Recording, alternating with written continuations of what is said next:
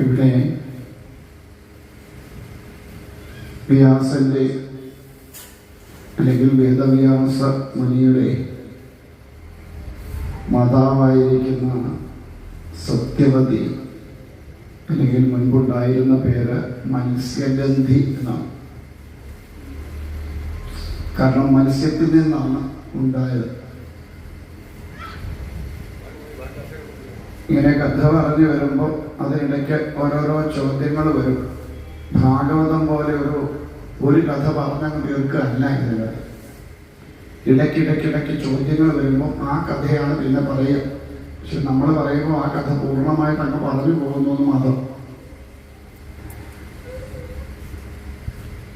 ചോദിക്കുകയാണ്, എന്താണ് ഇങ്ങനെ മത്സ്യഗന്ധിയാവാനുണ്ടായ കാരണം? വ്യാസൻ എങ്ങനെയാണ് ഉണ്ടായത് എന്നൊക്കെയുള്ള ചോദ്യമാണ് അവിടെ വരുന്നത്. അപ്പൊ പറയണു, ചേതി രാജ്യത്ത് ഉണ്ടായിരുന്ന ഒരു രാജാവാണ് വസു. അദ്ദേഹത്തിന് ഉപരിചരൻ എന്നൊരു പേരുണ്ട്. അദ്ദേഹം മുകളിൽ കൂടിയാണ് സഞ്ചരിക്കുക, താഴെക്കൂടിയല്ല. നമ്മൾ താഴെക്കൂടിയല്ല മുകളിൽ കൂടി അല്ലാത്ത രീതിയിലാണ് നമ്മുടെ സഞ്ചാരം, അല്ലേ? അദ്ദേഹം മുകളിൽ കൂടിയാണ് സഞ്ചരിക്കുന്നത്. അപ്പോൾ അതുകൊണ്ട് അദ്ദേഹത്തിന് എല്ലാവരും കൂടെ കൊടുത്ത പേരാണ് ഉപരിചരൻ എന്നത്. അപ്പൊ അദ്ദേഹം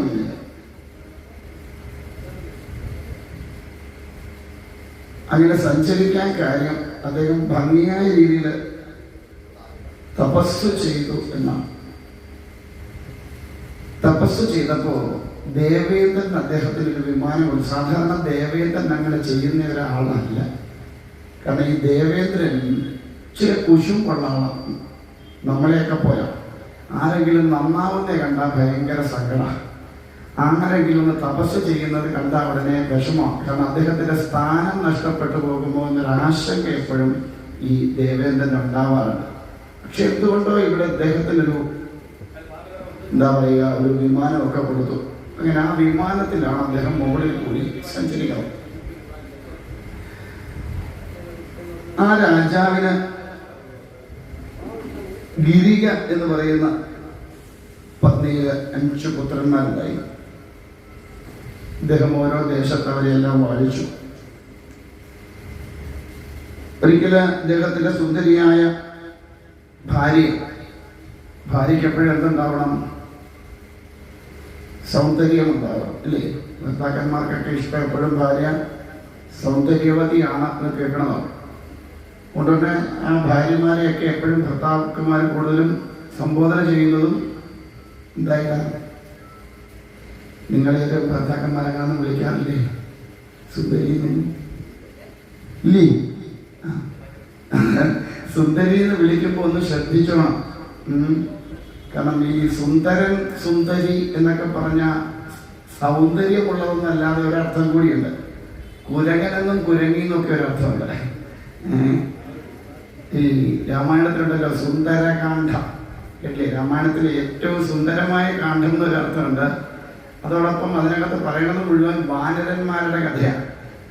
അതുകൊണ്ടാണ് അതിന്റെ സുന്ദരകാന്ഡം എന്ന് പേരിടുന്നത്. അപ്പൊ ആരെങ്കിലും സുന്ദരി എന്ന് വിളിക്കുമ്പോൾ ഒന്ന് നോക്കിക്കണം ആ മുഖത്തോട്ട് ആ ചിരി എങ്ങനെയാണ്. ഈ സുന്ദരി എന്ന് വിളിച്ചിട്ടൊരു ചിരി ഉണ്ടാവും, അല്ലേ? അപ്പോ ഇവിടെ അദ്ദേഹത്തിന്റെ ഭാര്യ അതിസുന്ദരിയാണ്. അവര് ഋതുമതിയായിരിക്കുന്ന അവസരത്തില് ഭർത്താവിനോടൊപ്പം സംഗമിക്കണം എന്ന് തോന്നി. പക്ഷേ അദ്ദേഹത്തിന്റെ പിതാവ് അദ്ദേഹത്തിനൊരു നിർദ്ദേശം കൊടുത്തിരുന്നു. അന്നത്തെ ഭരണാധികാരികൾ പ്രജകൾക്ക് ഒരു തരത്തിലും ഒരു ദുഃഖമുണ്ടാവാൻ അനുവദിച്ചിരുന്നവരല്ല. പ്രജകൾക്ക് സങ്കടമുണ്ടായാൽ രാജാവിന് ആ ഭരണാധികാരിക്ക് സങ്കടമുണ്ടാവുമായിരുന്നു. കാരണം പ്രജകളെയെല്ലാം സ്വന്തം മക്കളെ പോലെയാണ് അന്നത്തെ ഭരണാധികാരികൾ കണ്ടിരുന്നത്. അതുകൊണ്ട് തന്നെ അവർക്ക് നാടിനെ എപ്പോഴും സമ്പൽ സമൃദ്ധിയിലേക്ക് എത്തിക്കണമെന്നും തൻ്റെ പ്രജകളെല്ലാം സർവ്വവിധമായ സൗഭാഗ്യത്തോടുകൂടി ജീവിക്കണമെന്നും ആഗ്രഹമുള്ള ഭരണാധികാരികളായിരുന്നു. അതുകൊണ്ട് അവർ രാജ്യത്തോടൊന്നും അടിച്ചുകൊണ്ട് പോയിക്കൊണ്ടിരുന്നില്ല. തൻ്റെ കുടുംബത്തിന് വേണ്ടി എന്ന് പറഞ്ഞ് മാറ്റിയൊന്നും, തൻ്റെ കുടുംബം ഈ രാജ്യത്തുള്ള പ്രജകളാണ് എന്നുള്ള ബോധം അവർക്കുണ്ടായിരുന്നത് കൊണ്ട് അവർ ആ പ്രജകളെ അത്യധികം സ്നേഹിച്ചു. അപ്പൊ അതുകൊണ്ട് തന്നെ ആ പ്രജകൾക്ക് എന്തെങ്കിലും തരത്തിലൊരു ബുദ്ധിമുട്ടുണ്ടായാൽ ഉടൻ തന്നെ അതിനൊരു പരിഹാരം കണ്ടെത്തുക ആ ഭരണാധികാരിയുടെ ധർമ്മമാണ്. നമ്മുടെ ഭരണാധികാരികളൊക്കെ ഒന്ന് നല്ല രീതിയിൽ നമ്മുടെ പുരാണങ്ങളൊക്കെ പഠിച്ചിട്ട് ഭരിക്കാൻ കയറിയിരുന്നെങ്കിൽ നാടെന്നേ സമ്പൽ സമൃദ്ധിയിലായനി. അതിൽ പ്രത്യേകിച്ച് വിദുരനീതി എന്നും പറഞ്ഞ ഒരെണ്ണം ഭാഗവതത്തിലുണ്ട്. ഈ വ്യാസർഷിയുടെ തന്നെ ഒരു പുത്രനായിരിക്കുന്ന വിദുരര് യമധർമ്മന്റെ അവതാരമാണ് അദ്ദേഹം. ആ യമധർമ്മൻ ഭൂമിയിൽ മനുഷ്യനായി പിറന്നതാണ്. ഒരു ദാസീപുത്രനായിട്ട് വ്യാസർഷിക്കുണ്ടായ മകനാണ്. അപ്പോ അദ്ദേഹം ഈ മാണ്ഡൂകൻ എന്ന് പറയുന്ന ഋഷിവര്യന്റെ ശാപം കൊണ്ട് ഭൂമിയിൽ ജനിച്ചതാണ്. ഈ യമധർമ്മന് ഈ മാണ്ഡൂക മഹർഷി യമലോകത്ത് ചെന്നപ്പോൾ അദ്ദേഹത്തെ ശൂലത്തെ കയറ്റി ഇരുത്തിയെന്നാണ്. ഒറ്റ മുനയുള്ള ശൂലത്തെ കയറ്റി ഇരുത്തിയിട്ട് താഴോട്ട് അടിച്ചിങ്ങനെ താത്തുന്ന പറയുന്നത്.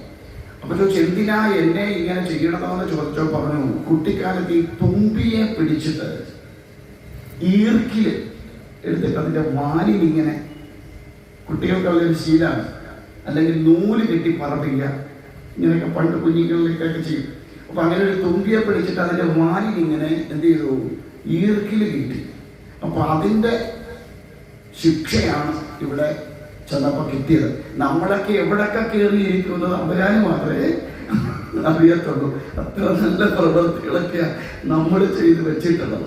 അപ്പോ 12 വയസ്സ് വരെ, അന്നത്തെ കാലത്ത് 12 വയസ്സ് വരെയുള്ള കൗമാരകാലം വരെയുള്ള പ്രായത്തിൽ ചെയ്യണ തെറ്റുകളൊന്നും തെറ്റല്ല എന്നൊരു ശാസ്ത്രവിധിയുണ്ട്. അപ്പൊ അതുകൊണ്ട് അന്ന് ചെയ്തതിനെ തന്നെ ഇങ്ങനെ ശിക്ഷിച്ചത് കൊണ്ട് ധർമ്മം പാലിക്കേണ്ടവനായിട്ട് പോലും അധർമ്മം ചെയ്തു എന്നുള്ളത് കൊണ്ട് ഭൂമിയിൽ പോയി പിറക്കാൻ ഇടയാവട്ടെ ദാസീപുത്രനായിട്ടൊന്നൊരു ശാപം കൊടുത്തു. അങ്ങനെയാണ് ഈ യമധർമ്മൻ വ്യാസർഷിയുടെ പുത്രനായിട്ട് വിദുരർ എന്ന ഭാവത്തിൽ വരുന്നത്. അതുകൊണ്ടാണ് ധൃതരാഷ്ട്ര മഹാരാജാവിന് രാജ്യനീതി ഭംഗിയായിട്ട് ഉപദേശിച്ച് കൊടുക്കുന്നുണ്ട്. ആ ധർമ്മം അറിയാവുന്നതുകൊണ്ടാണ്. ഞാൻ പറയാം, ഇതൊക്കെ ഒന്ന് പഠിച്ചിട്ടാണ് നമ്മുടെ ഭരണകർത്താക്കളൊക്കെ ഒന്ന് ഭരിക്കാൻ കയറിയതെങ്കിൽ എത്ര ഭംഗിയായിട്ട് എത്ര സമ്പൽ സമൃദ്ധിയിൽ ഈ നാട് പോകുമായിരുന്നു. പക്ഷെ ഈശ്വരാധീനം എന്ന് പറയട്ടെ, ഇവരാരും ഇതൊന്നും പഠിക്കത്തില്ല. കാരണം ധർമ്മം പഠിച്ചാൽ അധർമ്മം ചെയ്യാൻ മുതിരില്ല. ധർമ്മം അറിയാവുന്നവർ ഒരിക്കലും എന്ത് ചെയ്യുക, അധർമ്മം ചെയ്യുക. ആ അധർമ്മം ചെയ്യാതിരിക്കണമെങ്കിൽ ഇത്തരത്തിലുള്ള നീതിവാക്യങ്ങളൊക്കെ അഭ്യസിക്കണം. അപ്പൊ എന്തായാലും അതുകൊണ്ട് തന്നെ അന്നത്തെ രാജാക്കന്മാരൊക്കെ ചെയ്തിരുന്നത് അതാണ്. അതുകൊണ്ട് പ്രജകൾക്ക് ഏതെങ്കിലും വിധത്തിലുള്ള ഒരു എന്താ പറയുക സങ്കടം ഉണ്ടായാൽ തന്നെ ബാധിക്കുന്ന ഒരവസ്ഥ ഉണ്ടായിരുന്നു അന്ന് കാലത്ത്. അതുകൊണ്ട് ഇദ്ദേഹത്തിന്റെ പിതാവ് പറഞ്ഞു, കാട്ടിലെ അത്യധികമായ ദുഷ്ടമൃഗങ്ങളുണ്ട്, അതുങ്ങളെ വേട്ടയാടണം എന്ന് പറഞ്ഞു.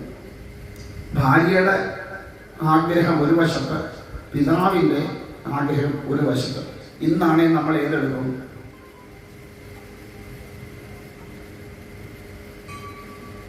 ഇന്നാണെങ്കിൽ ഏത് വാക്കിനെ എടുക്കും? ആ ഭാര്യയുടെ വാക്കിനെ എടുക്കും. അല്ലെ കഞ്ഞി വെള്ളം കിട്ടത്തില്ലെന്ന് ഉറപ്പാവും, ഇല്ലേ? അല്ലെ ഡൈവോഴ്സിന്റെ നോട്ടീസ് പിറ്റേ ദിവസം വരും. അന്ന് കാലത്ത് അങ്ങനെയല്ല. ഇനി എത്ര എന്താന്ന് പറഞ്ഞാലും ശരി, പിതാവിന്റെ വാക്കിനെ ധിക്കരിക്കില്ല. പിതൃവാക്യത്തെയും മാതൃവാക്യത്തെയും ധിക്കരിക്കാൻ പാടില്ല എന്നാണ്. അപ്പൊ അതുകൊണ്ട് തന്നെ പിതൃവാക്യം അദ്ദേഹം സ്വീകരിച്ചു. അങ്ങനെ അത് സ്വീകരിച്ചുകൊണ്ട് അദ്ദേഹം ചെയ്തു, കാട്ടിലേക്ക് പോയി ഈ ദുഷ്ടമൃഗങ്ങളെ വേട്ടയാണ്. അപ്പോൾ അങ്ങനെ പോയി കഴിഞ്ഞപ്പോഴും അദ്ദേഹത്തിന്റെ ഉള്ളിൽ ഭാര്യയോടുള്ള ഒരു ആസക്തി ഉണ്ടായിരുന്നാണ്. ഈ ആഗ്രഹം എന്ന് പറയുന്നത്, അതിന് കാമം എന്നൊരു വാക്കുണ്ട്. ഈ കാമം എന്ന് പറഞ്ഞാൽ ഒരർത്ഥം മാത്രം, സെക്ഷൽ മാത്രമല്ല ഈ കാമം എന്ന് പറയുന്നത്. അത് ആഗ്രഹങ്ങൾ എന്നാണ്. ആഗ്രഹങ്ങൾ എന്നാണോ ഇല്ലാതാവണത് അന്ന് തീരും ജന്മം എന്ന് പറയും. അപ്പോൾ അതുകൊണ്ട് ഇദ്ദേഹത്തിന്റെ ഉള്ളിൽ ആ ഒരു ഭാര്യയോടുള്ള ഒരു ആസക്തിയും ഭാര്യയുടെ ആഗ്രഹത്തെ പൂർത്തീകരിക്കാൻ കഴിയാത്തതിന്റെ സങ്കടവും ഒക്കെ ഇദ്ദേഹത്തിന്റെ ഉള്ളിലുണ്ടായിരുന്നു. പക്ഷെ എന്നാലും പിതൃവാക്യത്തെ ധിക്കരിക്കാൻ വയ്യാത്തതുകൊണ്ട് അദ്ദേഹം പോയതാണ്. അപ്പോൾ അങ്ങനെ ചെന്ന് അവിടെ കാട്ടിൽ ചെന്നപ്പോഴും ഈ ഭാര്യയോടുള്ള ആ ഒരു സ്നേഹം, ആ ഭാര്യയെ ഓർത്തു കഴിഞ്ഞപ്പോൾ ഉള്ളിലുണ്ടായ ഒരു വികാരം, അത് സ്ഖലനത്തിന് കാരണമായി ഭവിച്ചു. ആ സ്ഖലനത്തിന് കാരണമായി ഭവിച്ചപ്പോൾ ആ സ്ഖലിച്ച വീര്യം ഒരു ഇലക്കുമ്പിളിൽ എടുത്തിട്ട് അത് കൂട്ടിക്കെട്ടി, ചോദ്യത്തിനകത്ത് കഥയൊന്നുമില്ല, കൂട്ടിക്കെട്ടിയിട്ട് ഒരു പരുന്തിന്റെ കൈ കൊടുത്തു. കൊടുത്തിട്ട് പറഞ്ഞു, ഇതെൻ്റെ ഭാര്യയുടെ അടുത്തെത്തിക്കണം. അങ്ങനെ ഭാര്യയുടെ അടുത്ത് എത്തിക്കാൻ പറഞ്ഞു. പരുന്ത് എന്ത് ചെയ്തു? ഇതുമായിട്ട് പോണ വഴിക്ക് വേറെ കുറെ പരുന്തുകൾ ഇത് കണ്ടു. അപ്പൊ എന്തോ കഴിക്കാനുള്ളതാണോ എന്ന് വിചാരിച്ചിട്ട് ബാക്കിയുള്ള പരുന്തുകൾ എന്ത് ചെയ്തു? ഈ പരുന്തിനെ ആക്രമിച്ചു. പക്ഷികൾ അങ്ങനെ ഏതെങ്കിലും പക്ഷിയുടെ ചുണ്ടിൽ എന്തെങ്കിലും കണ്ടാൽ ബാക്കിയുള്ളതോടെ വന്ന് ആക്രമിക്കും. പക്ഷെ അങ്ങനെ എന്ത് പറ്റി? ഈ ചുണ്ടിലുണ്ടായിരുന്ന ഈ ഇലക്കുമ്പിൾ നേരെ താഴേക്ക്, അത് വെള്ളത്തിലാച്ചെന്നാണ്. അവിടെ അദ്രിക എന്ന് പറയുന്ന ഒരു അപ്സരസ് ശാപം കൊണ്ട് മത്സ്യമായിട്ട് കിടന്നിരുന്നു. ഇതെന്താണ് കാരണം എന്ന് ചോദിച്ചാൽ, ഈ ഒരിക്കലൊരു ഋഷിവര്യന് ജലത്തിൽ തർപ്പണം ചെയ്തുകൊണ്ടിരുന്നപ്പോൾ ഈ ജലത്തിനടിയിൽ കൂടെ ചെന്നിട്ട് ഊളിയിട്ട് ഇങ്ങനെ പിടച്ചു. അപ്പൊ തർപ്പണം ചെയ്തപ്പോൾ ഈ വെള്ളമെല്ലാം ദേഹത്തിലുണ്ടപ്പോൾ ആ തർപ്പണത്തിന് വിഘ്നമാണ്. തന്റെ തർപ്പണത്തിന് വിഘ്നം വരുത്തിയതുകൊണ്ട് നീ ഒരു മത്സ്യമായി തീരട്ടെ എന്നൊരു ശാപം കൊടുത്തു. ശാപം കിട്ടിക്കഴിഞ്ഞപ്പോഴാണ് ബോധം വീണത്. പലർക്കും അങ്ങനെ, പലതും പേടിച്ച് കഴിയുമ്പോഴാണ് ബോധം വീഴുക, അല്ലേ? കിട്ടിക്കഴിയുമ്പോഴേ ബോധം വീഴുന്നതിന് വേണ്ടായിരുന്നു എന്ന് തോന്നുന്നപ്പോഴാണ്. അപ്പൊ ശാപമോക്ഷത്തിനായിട്ട് അദ്ദേഹത്തെ ശരണം പ്രാപിച്ചു. അദ്ദേഹം പറഞ്ഞു, നീ എപ്പോഴാണോ ഒരു കുട്ടിക്ക് ജന്മം നൽകണത് അപ്പോ നിനക്ക് ശാപമോക്ഷം ഉണ്ടാവും എന്ന് അനുഗ്രഹിച്ചു. അങ്ങനെ ഈ അദ്രിക ഒരു മത്സ്യമായിട്ട് അവിടെ കിടക്കാം. ഈ മത്സ്യമാണ് ഈ വീര്യത്തെ വിഴുങ്ങിയത്. ആ മത്സ്യം ഗർഭം ധരിച്ചു 2 മനുഷ്യക്കുട്ടികൾ, ഒരാണും ഒരു പെണ്ണും. അങ്ങനെ ആ മത്സ്യം അതിനകത്ത് കിടന്നിങ്ങനെ വളർന്നു. അങ്ങനെ ഇരിക്കും ഒരു ദാശൻ, അദ്ദേഹം വല വീശി മത്സ്യത്തെ പിടിക്കും. അദ്ദേഹത്തിന് ഒരു സ്വഭാവങ്ങളുണ്ട്. വള്ളത്തിലെ ആൾക്കാരെ അക്കരെ ഇക്കരെ കടത്തുന്ന ഒരു ജോലിയും കൂടിയുണ്ട്. എന്നിട്ട് വല വീശാൻ പോകും. വല വീശാൻ പോയി ഇങ്ങനെ വല വീശി കഴിഞ്ഞപ്പം ഈ മത്സ്യം ആ വലയിൽ കുടുങ്ങി. ഒരു നിയമമുണ്ട്, വിശിഷ്ടമായ വസ്തുക്കൾ എന്തെങ്കിലും കിട്ടിക്കഴിഞ്ഞാൽ അത് ആ രാജാവിന് കൊടുക്കണം. ഇന്ന് ഗവൺമെന്റിന് കൊടുക്കണം, അങ്ങനെയാണ്. അന്ന് രാജാവിന് കൊടുക്കണം. ഉണ്ടാവും. ഒരു വിശിഷ്ടമായ മത്സ്യത്തെ കീറി നോക്കിയപ്പോൾ കണ്ടത് 2 കുഞ്ഞുങ്ങളെ കണ്ടത്. 2 കുഞ്ഞുങ്ങളെയും എടുത്തുകൊണ്ട് എന്ത് ചെയ്തു? രാജാവിന്റെ അരികെ ചെന്നു. ചിലപ്പോൾ രാജാവ് ആൺകുട്ടിയെ എടുത്തിട്ട് പെൺകുട്ടിയെ ഇദ്ദേഹത്തിന് കൊടുത്തിട്ട് വളർത്തിക്കോളും. അങ്ങനെ ദാശപുത്രിയായിട്ട് ഒരു മുക്കുവ സ്ത്രീയായിട്ട് അവിടെ വളർന്നു. സത്യത്തിൽ മുക്കുവ സ്ത്രീ അല്ല. നമ്മളെല്ലാം പറയും വേദവ്യാസൻ മുക്കുവത്തിയുടെ മകനാണല്ല, മുക്കുവത്തിയുടെ മകനല്ല, അപ്സരസിന്റെ പുത്രിയാണ്. രാജാവിന്റെ വീര്യമാണ്. ഈ മത്സ്യത്തിന്റെ ഉള്ളിൽ ചെന്നു എന്നുള്ളതല്ലാതെ, അവിടുന്ന് ഒരു ദാശൻ എടുത്ത് വളർത്തി എന്നുള്ളതല്ലാതെ, വളർത്തച്ഛൻ ദാശനാണ്. പക്ഷേ ജന്മം കൊണ്ട് വീര്യം ക്ഷത്രിയന്റേതും അപ്സരസിന്റേതും. അപ്പോ അങ്ങനെയുള്ള ആ കുഞ്ഞ് ഈ ദാശൻ വളർത്തിക്കൊണ്ടുവന്നു. ഇല്ല, മത്സ്യത്തിന്റെ വയറ്റിൽ കിടന്നത് കൊണ്ട് മത്സ്യത്തിന്റെ ഒരു ഗന്ധം എപ്പോഴും ശരീരത്തുണ്ടായിരുന്നു. അങ്ങനെ ആ മത്സ്യത്തിന്റെ ഗന്ധമുള്ളതുകൊണ്ട് അവളെ എല്ലാവരും വിളിക്കാൻ തുടങ്ങി മത്സ്യഗന്ധി മത്സ്യഗന്ധി എന്ന്. പിന്നെ വേറൊരു പേരുടെ വീണു, കാളി. കറുത്ത കളറായിരുന്നു. അതുകൊണ്ട് എല്ലാവരും വിളിച്ചു കാളി എന്ന് വിളിക്കാൻ തുടങ്ങി. അങ്ങനെ ഈ 2 പേർക്ക് ഇങ്ങനെ ഈ പെൺകുട്ടി എന്നാൽ അതിസുന്ദരിയാണ്. കറുത്തതാന്ന് പറഞ്ഞിട്ട് കാര്യമില്ല, അതിസുന്ദരിയാണ്. ആരും കണ്ടാലൊന്നും നോക്കുന്ന സൗന്ദര്യം.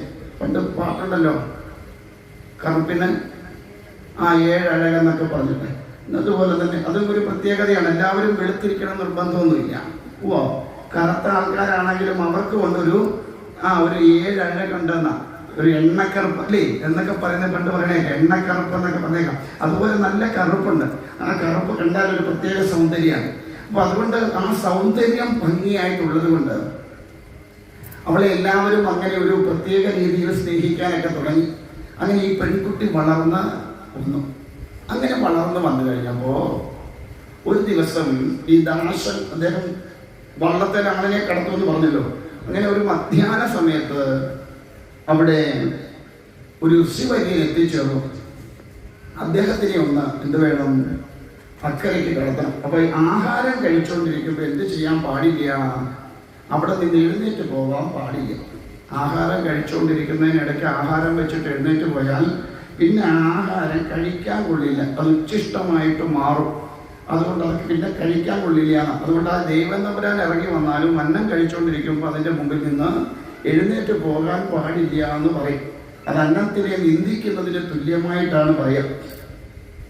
അപ്പോൾ അദ്ദേഹം വന്നു കഴിഞ്ഞപ്പോഴത്തേക്ക് പരാശരൻ എന്നാണ് അദ്ദേഹത്തിൻ്റെ പേര്. മകളോട് പറഞ്ഞു, നീ പോയിട്ട് ഇദ്ദേഹത്തെ ഒന്ന് അക്കരയ്ക്ക് കടത്താനായിട്ട് പറഞ്ഞു. പെൺകുട്ടി കാളി എന്ത് ചെയ്തു, അതൊക്കെ വള്ളമെടുത്തു, ഈ പരാശര ഋഷിയെ വള്ളത്തിൽ കയറ്റി അക്കരയ്ക്ക് കടത്താനായിട്ട് ഇങ്ങനെ പോയി. ആ നദിയുടെ മധ്യഭാഗത്തെത്തിയപ്പോൾ ഈ പരാശരൻ എന്തെന്നില്ലാത്ത ഒരു ആവേശം. എന്തിന്? ഈ കാളിയെ ഒന്ന് പുണരണം. ഒന്ന് ആലോചിച്ച് നോക്കണേ. അക്കരയ്ക്ക് കടത്താൻ പോയതാ. കയറി കയ്യെ പിടിച്ചു എന്നാ. അനുവാദമില്ലാതെ ഒരു സ്ത്രീയുടെ കയ്യിൽ പിടിച്ചാൽ അവൾ ആരായെന്ന അർത്ഥം. അങ്ങനെ പിടിക്കാൻ പാടില്ല. ഒരു സ്ത്രീയുടെ അനുവാദം കൂടാതെ അവളുടെ ശരീരത്ത് തൊടാൻ പാടില്ല എന്നാണ് നിയമം. ചില അമ്മമാരൊക്കെ വന്നാൽ ഞാൻ പിടിക്കും കേട്ടോ. ഇത് വേറൊരു സത്യം. അത്ര സ്നേഹത്തുള്ളത് കൊണ്ട് ഈ അമ്മമാരോടൊക്കെ പ്രത്യേകിച്ച് ഒരു 10, 70, 60, 70 കഴിഞ്ഞ അമ്മമാരോട് 2 പല്ലൂടിയില്ലേ എനിക്ക് വലിയ സന്തോഷമാണ് കാണുമ്പോൾ.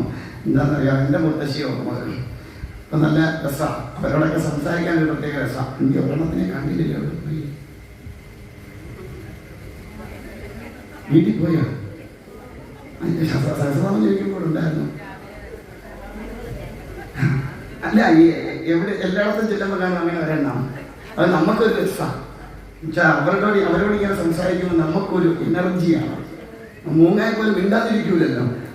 അപ്പോൾ ഒരു പ്രത്യേക സുഖമാണ് നമുക്ക്. അപ്പോൾ എന്ത് ചെയ്തു, കയ്യിൽ കയറി പിടിച്ചു.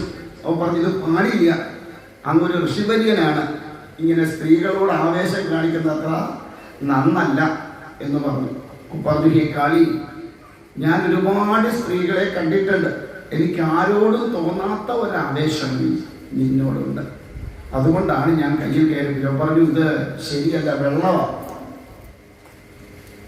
അതുകൊണ്ട് അക്കരെ എത്തുന്നത് വരെയെങ്കിലും അങ്ങൊന്ന് ക്ഷമിക്കൂ എന്ന് സമ്മതിച്ചു. അക്കരെ എത്തിയപ്പോൾ വീണ്ടും കൈ കയറി പിടിച്ചു. പറഞ്ഞു, പകല് ഇത്തരത്തിലുള്ള സംഗമം ഒന്നും പാടില്ല, സ്ത്രീ പുരുഷ സംഗമം പകല് പാടില്ല എന്നാണ്. അതുകൊണ്ട് അങ്ങ് ആ നിയമമൊന്നും തെറ്റിക്കാൻ പാടില്ല. ബോധമുള്ള ജ്ഞാനമുള്ള അങ്ങേപ്പോലുള്ളവർ ഇത്തരത്തിൽ ചെയ്താൽ ഞങ്ങളൊക്കെ സാധാരണക്കാരെന്താ ചെയ്യാൻ, അതുകൊണ്ട് അത് പാടില്ല എന്നാണ്. അപ്പോൾ അങ്ങനെ അദ്ദേഹം പറഞ്ഞു, അത് സാരമില്ല, ഇപ്പം ശരിയാക്കി തരാൻ പറഞ്ഞു. എന്തായി, ചുറ്റും അങ്ങ് എന്ത് ചെയ്തു, മഞ്ഞുകൊണ്ട് നിറച്ചു. അപ്പോൾ ആരും കാണില്ലല്ലോ. അങ്ങനെയായി. അപ്പോൾ മറ്റൊരു പ്രശ്നമുണ്ട്, ഞാൻ കന്യകയാണ്, വിവാഹമൊന്നും കഴിച്ചിട്ടില്ല. ഞാനൊരു കുഞ്ഞിന് ജന്മം നൽകിയാൽ എന്താ കുഴപ്പം? എൻ്റെ കന്യകാത്വം നഷ്ടപ്പെടും. പിന്നെ എന്നെ ആരും ചിലപ്പോൾ വിവാഹം കഴിച്ചൊന്നും വരില്ല. അതുകൊണ്ട് എൻ്റെ കന്യകാത്വം നഷ്ടപ്പെടുത്താൻ മാത്രമല്ല, എന്നെ വളർത്തിയ എൻ്റെ പിതാവിന് പേരുദോഷം കൂടി ഉണ്ടാക്കി വയ്ക്കും. പിഴച്ച മകളുടെ അച്ഛനെന്നൊരു ഇത് കേൾക്കേണ്ടി വരും എൻ്റെ പിതാവിൽ. അതൊരിക്കലും ഞാൻ ആഗ്രഹിക്കണില്ല. അപ്പൊ നീ വിഷമിക്കില്ല, നിന്റെ കന്യകാത്വം നഷ്ടപ്പെടില്ല എന്ന് മാത്രമല്ല, നിനക്കുണ്ടാകുന്ന പുത്രൻ ലോകം മുഴുവൻ അറിയപ്പെടുന്നവനായിട്ട് മാറും എന്ന് പറഞ്ഞ്. അപ്പൊ നീ നാറ്റം കണ്ടില്ലേ, ഇതാ പെണ്ണിന്റെ ബുദ്ധി. ഒറ്റ ഒരുത്തനെ കൊണ്ട് എന്തെല്ലാം നേടിയെടുക്കാമോ അത് മുഴുവൻ നേടിയെടുക്കും. അങ്ങനെ പ്രത്യേക ഈ സ്ത്രീകൾക്ക് എന്താ പറയാ, ഒരു കുശാഗ്ര ബുദ്ധി ഉണ്ടോ? അങ്ങനെ ഉണ്ടോ? ഉണ്ടോ? അങ്ങനെ ഉണ്ടോ? കുശാഗ്ര ബുദ്ധിയൊക്കെ ഉണ്ടോ? ഉണ്ട്. സമ്മതിച്ചല്ലോ. അപ്പോ അങ്ങനെ ഒരു കുശാഗ്ര ബുദ്ധി. അതുകൊണ്ട് തൻ്റെ ദേഹത്തുള്ള ഈ മത്സ്യഗന്ധം അതുകൂടി ഒന്ന് മാറ്റിത്തരണം. അപ്പൊ എന്ത് ചെയ്തു, അദ്ദേഹം അനുഗ്രഹിച്ചു. നല്ല കസ്തൂരിയുടെ ഗന്ധമായി എന്നാണ്. അങ്ങനെ അവൻ എൻ്റെ കൂടെ പ്രാപിച്ച് ഉണ്ടായ പുത്രനാണ് വേദവ്യാസൻ. അദ്ദേഹത്തിന്റെ യഥാർത്ഥ പേര് കൃഷ്ണദ്വൈപായനൻ എന്നാണ്. കൃഷ്ണൻ എന്നാണ് പേര്. കറുത്ത കളറായതുകൊണ്ട് അദ്ദേഹത്തിന് കറുപ്പായിരുന്നു കളർ. അദ്ദേഹത്തിന്റെ പേര് കൃഷ്ണൻ, കറുത്ത കളറുള്ളതുകൊണ്ട് കൃഷ്ണനും, ദ്വീപിൽ ജനിച്ചതുകൊണ്ട് ദ്വൈപായനെന്നും, വേദത്തെ വ്യസിച്ചതുകൊണ്ട് വേദവ്യാസനെന്നും, വേദത്തെ വ്യസിച്ചവനായതുകൊണ്ട് വേദവ്യാസൻ എന്നും പേര് വിടതാണ്. അങ്ങനെ അദ്ദേഹം ഉണ്ടായി. ആ സ്ത്രീയെ അല്ലെങ്കിൽ ആ ഒരു സത്യവതിയെ വീണ്ടും ശന്തനു മഹാരാജാവ് വിവാഹം കഴിക്കുന്നുണ്ട്. അങ്ങനെ ശന്തനു മഹാരാജാവ് വിവാഹം കഴിച്ച് അവിടെ കൊണ്ടുപോയി ഇങ്ങനെ ജീവിക്കുന്നുണ്ട്. അവരങ്ങനെ രീതിയിലെല്ലാം ജീവിച്ചു വന്നു. പിന്നെ അങ്ങോട്ട് പോകുമ്പോൾ നമുക്ക് കാണാൻ കഴിയുന്നത് പരീക്ഷത്തിന്റെ മരണമൊക്കെയാണ്. ഈ ദേവി ഭാഗവതം പറയാൻ തന്നെ കാര്യം പരീക്ഷത്തിന്റെ മരണമാണ്. അദ്ദേഹം തക്ഷകൻ കടിച്ച് മരിച്ചത് അത് എന്താ പറയുക, ദുർമരണമാണ് എന്ന് ഈ അദ്ദേഹത്തിന്റെ പുത്രനായിരിക്കുന്ന ജനമേജയനെ ബോധിപ്പിക്കുകയും അങ്ങനെ ആ ബോധത്തില് അദ്ദേഹം സർപ്പസത്രം നടത്താൻ തയ്യാറാവും. സർപ്പസത്രം നടത്തി സർപ്പങ്ങളെ മുഴുവൻ ആവാഹിച്ച് ഹോമാഗ്നിയിലേക്ക് ആവാഹിക്കും. പക്ഷെ അവസാനം ഈ തക്ഷകൻ മാത്രം വരാത്തതിന് കാരണം അറിയുമ്പോൾ അത് ഇന്ദ്രനെ ശരണം പ്രാപിച്ചതുകൊണ്ട് ഇന്ദ്രനോട് ചേർന്ന് നിൽക്കുന്നുണ്ടാണെന്ന് പറയുമ്പോൾ ജനമേജയം പറയും, ഒരു കാര്യം ചെയ്തോ, ഇന്ദ്രനെ കൂടി ഞാൻ ആവാഹിച്ചോളാൻ പറയും. അപ്പോ അതിന് തടസ്സമൊക്കെ ഉണ്ടാക്കിയിട്ട് അത് ശരിയല്ല. ഈ മരണം എന്ന് പറയുന്നത് ഓരോരുത്തരുടെയും കർമ്മഫലം അനുസരിച്ചാണ്, അവരവർ ചെയ്ത കർമ്മത്തിനനുസൃതമായിട്ട് ആണ് മരണം ഉണ്ടാവുന്നത്. അല്ലാതെ അതിനൊരാൾ നിമിത്തമാകുന്നു എന്ന് മാത്രമേ ഉള്ളൂ എന്നാണ്. അത് അവരുടെയും തെറ്റ്, രണ്ടുപേരുടെയും കർമ്മഫലം അങ്ങനെയാണ്.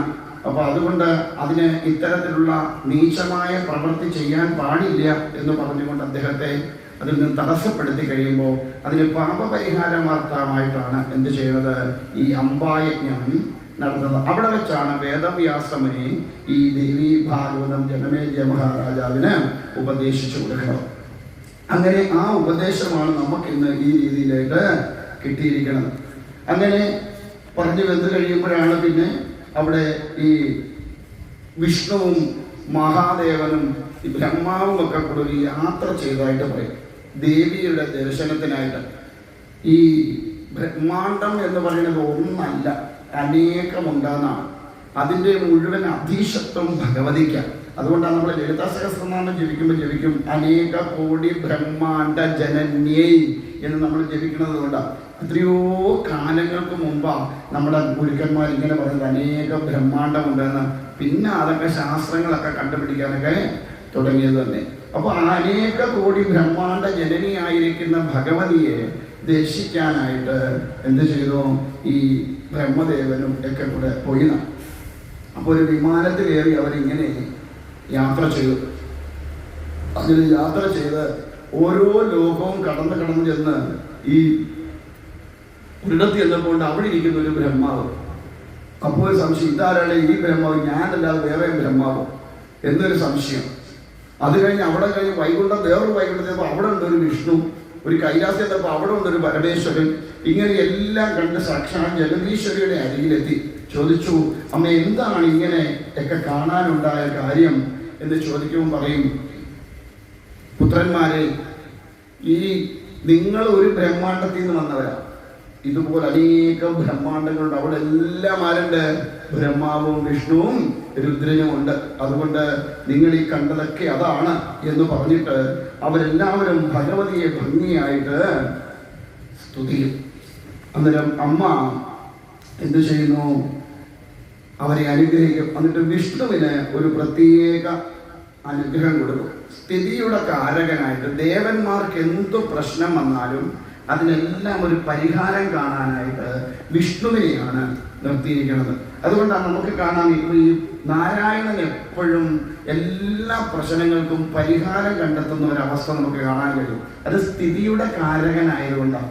നിലനിൽപ്പ് എന്ന് പറയുന്നത് ആരില, വിഷ്ണുവില. സൃഷ്ടി എന്ന് പറയുന്നത് ബ്രഹ്മാവില.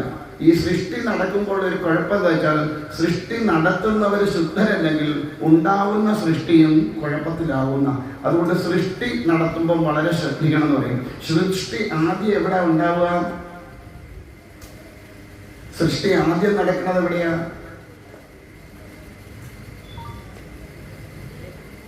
മനസ്സിലാണ്. ആദ്യം സൃഷ്ടി നടക്കുന്നത് മനസ്സിൽ. അതാണ് പിന്നീട് പ്രവൃത്തിയിലേക്ക് വരിക. മനസ്സിലെ സൃഷ്ടിക്ക് രൂപം കൊടുക്കലാണ് പിന്നെ നടക്കുന്ന കർമ്മങ്ങളൊക്കെ. ഇപ്പോ അങ്ങനെ മനസ്സിൽ സൃഷ്ടിച്ചാൽ ശരിയാവുമോ എന്ന് ചോദിച്ചാൽ ശരിയാവും. എന്താ കാരണം? ഇപ്പം നമുക്ക് വീട്ടിൽ ഫ്രിഡ്ജിനകത്ത് മാവിരിപ്പുണ്ടെന്ന് വിചാരിക്കാം, അരിമാവ്. രാവിലെ എഴുന്നേറ്റ ഉടനെ ചാടിപ്പോയി ഇഡലി ഉണ്ടാക്കുമോ? ഇല്ല. രാവിലെ എഴുന്നേറ്റ് 4 മണിക്കും ഇല്ലേ, ഇന്ന് എന്തോ ഉണ്ടാക്കണം. അപ്പോൾ മനസ്സ് വിചാരിച്ചിട്ട് ഇഡലി ഉണ്ടാക്കാം, എളുപ്പമാണ്. അത് കഴിയുമ്പോഴാണത് എന്ത് ചെയ്യണത്? പ്രവൃത്തിയിലേക്ക് വരിക. അപ്പോൾ ആദ്യം സൃഷ്ടി നടക്കുന്നത് മനസ്സിലാണ്.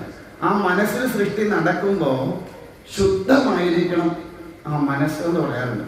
അതായത് സൃഷ്ടിക്കുമ്പോൾ സൃഷ്ടി ഗുണകരമായി ഭവിക്കണമെങ്കിൽ സൃഷ്ടിക്കാൻ ഇറങ്ങി പുറപ്പെടുന്നവരുടെ മനസ്സും ചിന്തയും ഒക്കെ ശുദ്ധമായിരിക്കണം. അല്ലെങ്കിൽ എന്തു പറ്റും? ഉണ്ടാവുന്ന സൃഷ്ടി കുഴപ്പത്തിലാവും. എനിക്ക് തോന്നുന്നു നമുക്കൊക്കെ ഉണ്ടായതിന്റെ കുഴപ്പം അതാണെന്ന് തോന്നുന്നു. സൃഷ്ടിച്ചപ്പോൾ ഒന്നും അത്ര വലിയ കാര്യമായിട്ട് ചിന്തകളൊന്നുമില്ലാതെ സൃഷ്ടിച്ചതല്ല, എന്തോ പറ്റിപ്പോയെന്ന് തോന്നുന്നു. ഇല്ലേ? അബദ്ധം പറ്റിയതുപോലൊക്കെയാണ്. എന്താ കാരണം? മനസ്സ് ശുദ്ധമാവാതെ ചെയ്യണ കർമ്മം. നമ്മൾ ഏത് കർമ്മം ചെയ്താലും അതിന് വേണ്ടത് മനഃശുദ്ധിയാണ് പ്രധാനമായിട്ട്.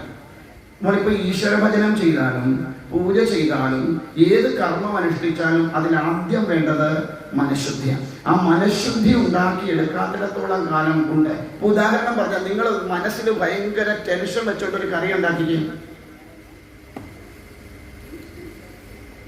ഒന്നുകിൽ അതിന് ഉപ്പ് കൂടും, അല്ലെങ്കിൽ എരിവ് കൂടും. ഇല്ലേ? ആണോ പറ്റിയ? അതേസമയം ഒരു ഇതും ഇല്ലാതെ ഫ്രീ ആയിട്ട് നിന്നൊരു കറി ഉണ്ടാക്കിക്കേ, അതെല്ലാം പാകമായിരുന്നു. എന്താ കാരണം? മനസ്സ് ശൂന്യമാണ്. മനസ്സിൽ യാതൊരു വിധമായ വിഷമതകളും ഇല്ലാതെ ടെൻഷനൊന്നും ഇല്ലാതെ ഉണ്ടാക്കിയെടുക്കുന്നത് കൊണ്ടാണ്. അപ്പൊ ശുദ്ധമായ രീതിയിൽ സൃഷ്ടി നടക്കണമെങ്കിൽ മനസ്സ് ശുദ്ധമാണ്. അതിന് ആ പണ്ട് കാലത്ത് ഈ ഒരു 3-4 ദിവസം വ്രതമൊക്കെ അനുഷ്ഠിക്കുന്ന ഒരു കാലം ഉണ്ടായിരുന്നു. പ്രത്യേകിച്ച് ഈ ബ്രാഹ്മണ കുലത്തിലൊക്കെ അങ്ങനെ ശീലമുണ്ടായിരുന്നു. 4 ദിവസം അവർ മാറിയിരിക്കും, ഭാര്യ ഭർത്താവും. എന്നിട്ട് 4 ദേവന്മാരെയാണ് സങ്കല്പിക്കുക. ഒന്ന് ഇന്ദ്രന്, ഒന്ന് വായു, ഒന്ന് വരുണന്, ഒന്ന് അഗ്നി. ഇങ്ങനെ 4 ദേവന്മാരെ സങ്കല്പിച്ചാണ് ഇരിക്കുക. ഇത് 4ഉമാണ് സൃഷ്ടിക്ക് പ്രധാന ഘടകങ്ങൾ. കാരണം സൃഷ്ടി നടക്കുന്നത് ജലത്തിലാണ്. അതുകൊണ്ട് വരുണദേവനെ ആദ്യം ഭജിക്കും. രണ്ടാമത് ഈ സൃഷ്ടി നടക്കണമെങ്കിൽ ആരുടെ അനുഗ്രഹം? ആര് കുടിക്കണം? അഗ്നിദേവൻ അനുഗ്രഹിക്കണം.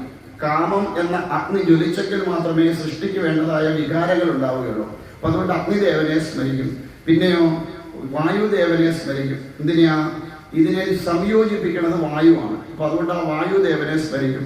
പിന്നെ ഇന്ദ്രൻ, മനസ്സിന്റെ കാരകനാണ് ഇന്ദ്രൻ. അതുകൊണ്ട് മനസ്സിനെ ശുദ്ധമാക്കാനായിട്ട് ഇന്ദ്രനെ ഭജിക്കും. അതിനുശേഷമാണ് ശാന്തി മുഹൂർത്തമൊക്കെ നോക്കിയിട്ട് പിന്നെ അവര് ജീവിതം തുടങ്ങുക. അപ്പൊ അതുകൊണ്ട് സൃഷ്ടിയൊക്കെ അത് ഗംഭീരമായിരുന്നു. ഇപ്പൊ പിന്നെ എങ്ങനെ എനിക്ക് അറിഞ്ഞുകൂടാ. അപ്പൊ എന്തായാലും അങ്ങനെ ഒരു ശീലമുണ്ടായിരുന്നു.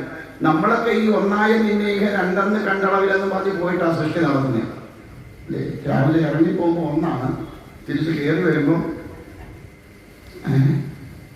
2ഉം 3ഉം ഒക്കെ ആയിരിക്കും. റോഡിലൊന്നും വീതി പോരാതെ ഇല്ലേ? ഇഴഞ്ഞു വരുന്നതൊക്കെ കാണാം ഇല്ലേ?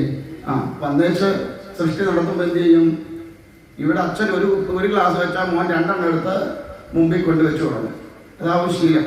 അപ്പൊ അതുകൊണ്ട് അങ്ങനെയൊന്നും സൃഷ്ടി നടത്താൻ പാടില്ല. ആ സൃഷ്ടികൾക്കൊക്കെ പിഴവ് സംഭവിക്കുന്ന. അപ്പൊ എന്തായാലും അതുകൊണ്ട് തന്നെ ആ ഒരു സൃഷ്ടി നടക്കേണ്ടത് മനസ്സിലാണ്. അതുകൊണ്ട് ആദ്യത്തെ സൃഷ്ടി നടക്കുമ്പോൾ അത് മനസ്സ് ശുദ്ധമായ രീതിയിൽ വേണം സൃഷ്ടി നടക്കാൻ എന്നുണ്ട്. അപ്പൊ എന്തായാലും അതുകൊണ്ട് സൃഷ്ടികർത്താവായിട്ട് ബ്രഹ്മദേവനെ കൊടുത്തു. ബ്രഹ്മദേവൻ എന്ന് പറഞ്ഞാൽ നമ്മുടെ ഉള്ളിൽ തരണം ബോധം എന്ന ഒരവസ്ഥയാണ്. ഈ ബ്രഹ്മലോകവും വൈകുണ്ഠവും കൈലാസവും ഒന്നും ഇന്നും പുറത്തു പോയിട്ട് തേടി പോകേണ്ട കാര്യമില്ല.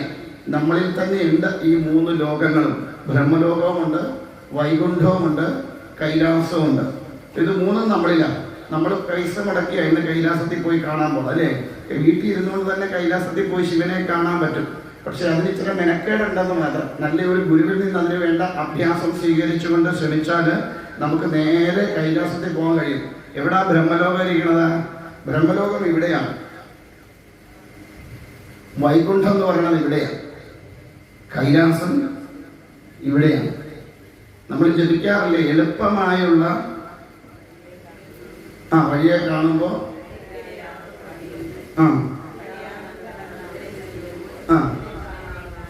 അത് ഏത് ക്ഷേത്രത്തിലാ? 6 പടി കയറി ചെന്നാൽ കാണാൻ ശിവനെ കാണാൻ പറ്റുന്ന ക്ഷേത്രം പോയിട്ടുണ്ടോ? എന്നിട്ട് അതിന്റെ പല്ലവി എന്താ പാടുക? ശിവശംഭോ ശംഭോ, ആ ശിവശംഭോ ശംഭോ ശിവശംഭോ, അല്ല അത് പിന്നത്തെ ലൈനാണ്. ആ തിരുവൈക്കം വാഴും ശിവശംഭോ.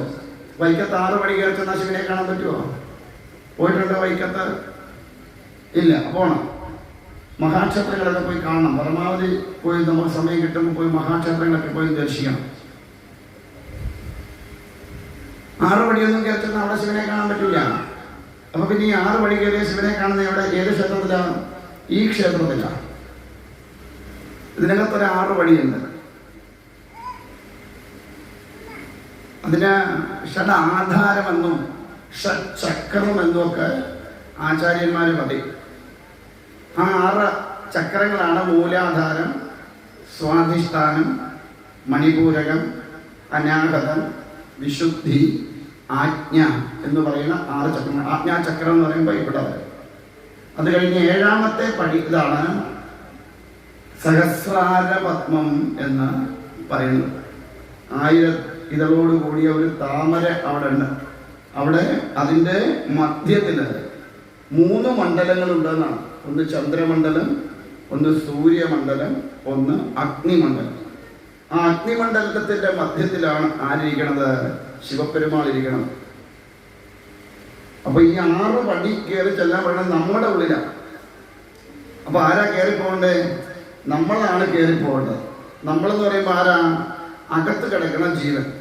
ആ ജീവൻ എങ്ങനെയാ കിടക്കണേ? തല കീഴായിട്ടാണ് കിടക്കുക. നമ്മളെങ്ങനെയാ താഴോട്ട് വന്നേ? തല കീഴ. അന്നേ തല തിരിഞ്ഞതാ, പിന്നെ നേരെയാവോ? അന്ന് തന്നെ തല തിരിഞ്ഞാ വന്നേ. അപ്പോൾ ആ തല കീഴായിട്ട് വന്ന ജീവനെ മുകളിലേക്ക് ഉയർത്തിക്കൊണ്ട് ഈ 6 പടികൾ അല്ലെങ്കിൽ 6 ആധാരക്രമങ്ങൾ കടന്ന് 7ാമത്തെ ഇടമാകുന്ന സഹസ്രാരത്തിലെത്തി ഈ സൂര്യ ചന്ദ്ര അഗ്നി മണ്ഡലം ചെന്നിട്ട് അവിടെ ഇരിക്കുന്ന ശിവനെ കാണണം. ആ ശിവനുമായിട്ടുള്ള സംയോഗം ഉണ്ടാകുമ്പോഴാണ് ആനന്ദം അനുഭവിക്കുക എന്ന് നമ്മൾ പറയണത്. പിടികിട്ടുന്നുണ്ടോ? ആവോ? മനസ്സിലാവുന്നുണ്ടോ? ഇടയ്ക്ക് വേറെ വ്യാപാരത്തിൽ പോയാൽ മനസ്സിലാവില്ലേ? ശരീരം മാത്രം ഇവിടെ ഉണ്ടായാൽ പോരാ, സർവവിധമായ ബോധവും ഇവിടെ തന്നെ കൊടുത്താലേ പറ്റൂ. അപ്പൊ ബ്രഹ്മാവ് എന്ന് പറയുന്നത് ബോധമാണ്. ആ ബോധം കുണ്ഠത എവിടെ ഉണ്ടാകുക? ഇവിടെയാണ് അല്ലേ? ആണോ അല്ലേ? അതാ കുണ്ഠത ഇല്ലാത്ത ഇടമാണ് വൈകുണ്ഠം. അതുകൊണ്ടാണ് അവിടെ പാലാഴിയിലാണ് വിഷ്ണു കിടക്കുന്നത്. ശുദ്ധമായ മനസ്സാണ് പാലാഴി. അവിടെയാണ് നാരായണന്റെ വാസം. അതുകൊണ്ടാണ് ഹൃദയമിടിപ്പ് തീർന്ന കഴിഞ്ഞു. നാരായണൻ അവിടെ നിന്ന് ഇറങ്ങി പുറത്തോട്ട് പോയാൽ കഴിഞ്ഞുമല്ല. പിന്നെ എവിടെ കൊടുത്താൽ മതി? അഗ്നിയിലേക്ക് കൊടുത്താൽ മതി. അപ്പൊ അതുകൊണ്ട് ആ ശിവപെരുമാളുമായിട്ടുള്ള സംയോഗം, അതുകൊണ്ട് അതിനൊക്കെ പ്രതീകങ്ങളാണ് നമ്മുടെ കൊടിമരങ്ങളും കൊടിയേറ്റും കൊടിയിറക്കും ഒക്കെ. ഇതിൻ്റെ എല്ലാം ഈ ജീവനെ മുകളിലേക്ക് ഉയർത്തുകയും താഴ്ത്തുകയും ചെയ്യുന്നതിൻ്റെ പ്രതീകമാണ്. നമ്മൾ കൊടിയേറ്റ് കാണുന്നതിനെ കുറവേ ഇട്ടു പോകും ഇല്ലേ? അതിലെന്തൊക്കെയാ ചെയ്യണതെന്നോ അല്ലെങ്കിൽ എന്തൊക്കെയാ വെച്ച് കൊടിമരത്തിൽ എന്തൊക്കെയാ വെച്ച് കെട്ടുന്നതെന്നോ എല്ലാം നമുക്കറിയാമോ?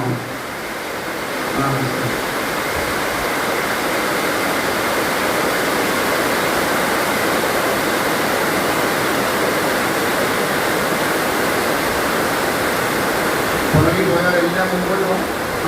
ഇല്ല മനസ്സിലായി. നനയാതിരിക്കുന്ന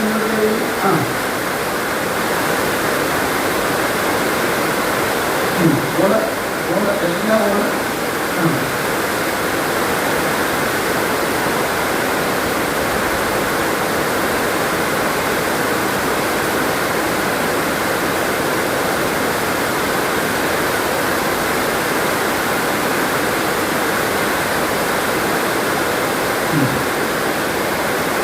എപ്പോഴും പറയും പുറകോട്ട് പോകരുത് കേൾക്കത്തില്ല. അപ്പൊ അതിന് പ്രകൃതി തരുന്ന ഒരു ശിക്ഷയായിരുന്നു. ഞാൻ പറയുന്നത് കേൾക്കാമോ?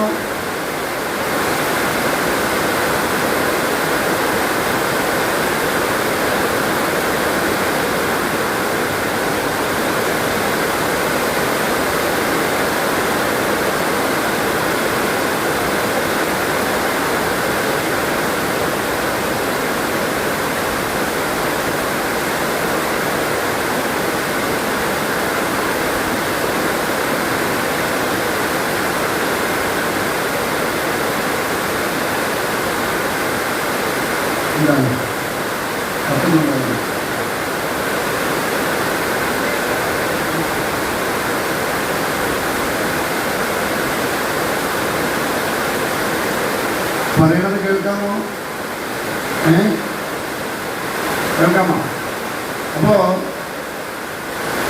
അതുകൊണ്ട് ഈ ജീവന് മുകളിലേക്ക്, യഥാർത്ഥത്തിൽ ജീവൻ മുകളിലേക്കാണ് പോകേണ്ടത്. ആ മുകളിലേക്ക് പോകേണ്ട ജീവൻ താഴോട്ട് വരുന്ന പ്രക്രിയയാണ് നമ്മൾ പറയുക പ്രസവം എന്ന് പറയുക. മുകളിലേക്ക് പോകുന്ന പ്രക്രിയ പറയും മോക്ഷം എന്ന് പറയും. ഈ മോക്ഷാവസ്ഥ എന്ന് പറയുന്നത് ജീവനും പരനും കൂടി. മുമ്പേ നമ്മൾ പറഞ്ഞു പരാശരമുനി എന്ന് പറഞ്ഞു ഇല്ലേ?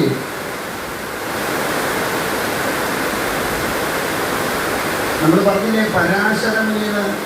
ഈ നമ്മളൊന്ന് ചിന്തിച്ചു നോക്കിയേ, നമ്മുടെ ഗുരുക്കന്മാരൊക്കെ സ്ത്രീകളെ കണ്ട ഉടനെ കാമം ഉണ്ടാവുന്നവരാണോ? അല്ല. പിന്നെ എന്താ ഇവിടെ ഇങ്ങനൊരു കഥ പറയാൻ കാര്യം? പരാശരൻ എന്ന് പറഞ്ഞാൽ പരനിലേക്ക് ശരം അയച്ചത്, ലക്ഷ്യം കണ്ടവൻ. പരനാരാ? ഈശ്വരനാണ്, ബ്രഹ്മമാണ്. ആ ബ്രഹ്മത്തിലേക്ക് ശരം അയക്കുക എന്ന് പറഞ്ഞാൽ യാത്ര എങ്ങോട്ടാണ്? ആ ബ്രഹ്മത്തിലേക്കുള്ള യാത്രയാണ്. നമ്മളൊക്കെ വന്നത് അവിടുന്നാണ്. എവിടുന്ന്? ബ്രഹ്മത്തിൽ നിന്ന്, അല്ലെങ്കിൽ ശിവനിൽ നിന്നാണ് നമ്മളൊക്കെ വന്നത്. ആ ശിവനിലേക്ക് തന്നെയാണ് നമ്മളൊക്കെ ലയിക്കേണ്ടത്. പക്ഷേ നമുക്കൊന്നും എന്ത് പറ്റുന്നില്ല, ആ പരിസരത്തേക്ക് പോലും എത്താൻ പറ്റുന്നില്ല. കാരണം എന്താ? ഇവിടെ തലകീഴായിട്ട് വന്നു കഴിയുമ്പോൾ ഈ കാണുന്നതൊക്കെയാണ് സത്യം എന്നൊരു ബോധം നമ്മുടെ ഉള്ളിലുണ്ടാവും. ഈ ബോധം ഉള്ളിൽ ഉണ്ടാവുന്നത് കൊണ്ട് ഇതുമായിട്ട് താതാത്മ്യം പ്രാപിച്ച് അങ്ങനെ പോണത് കൊണ്ട് വന്ന വഴി, അല്ലെങ്കിൽ പോകേണ്ട വഴി നമ്മൾ മറന്നുപോകും.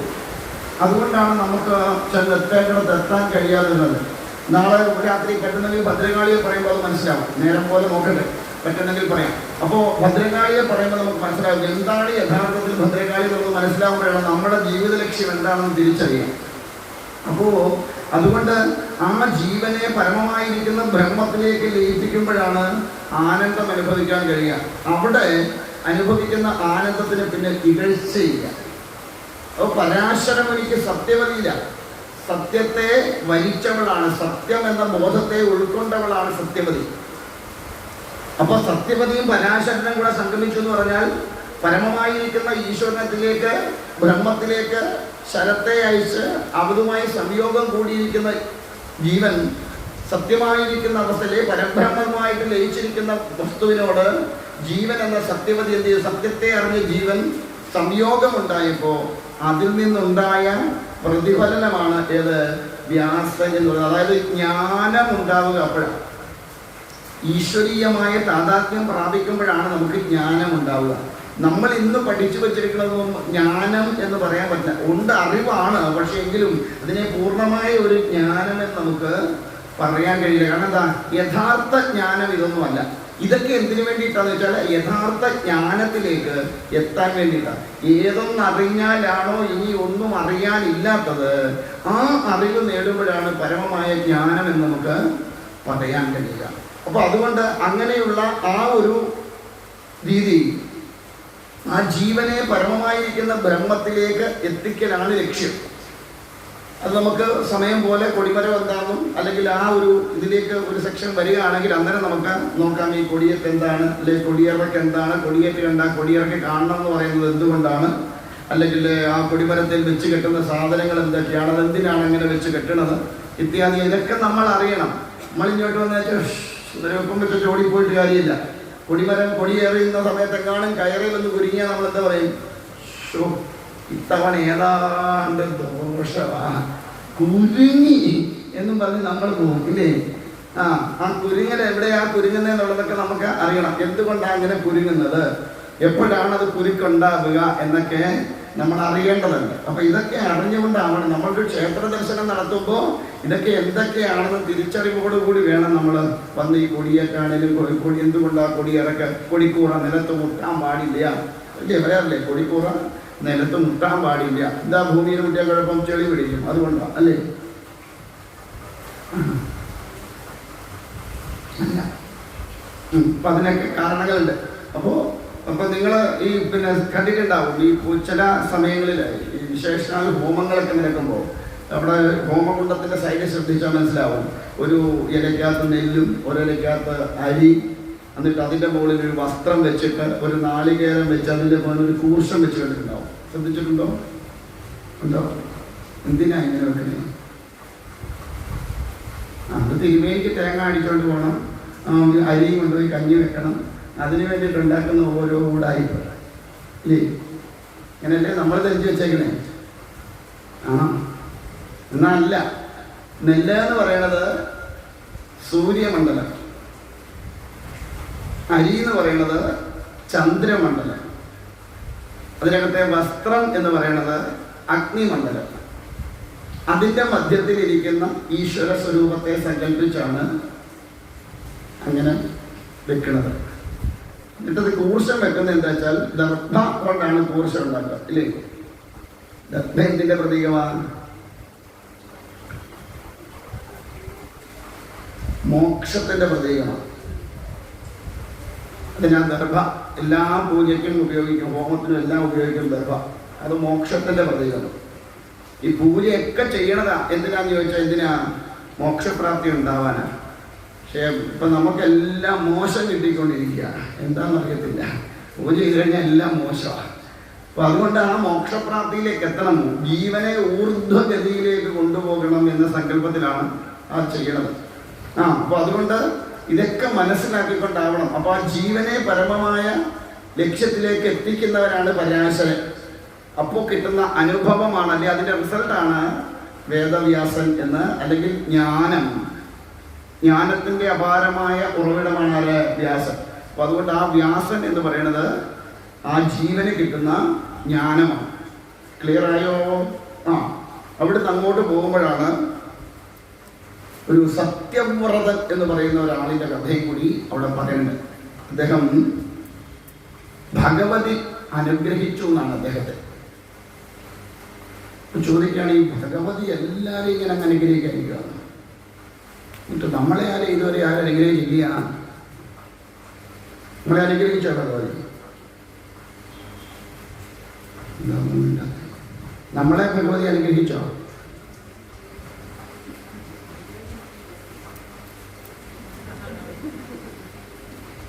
സംശയ ഭഗവതി ഞങ്ങളെ അനുഗ്രഹിച്ചോ?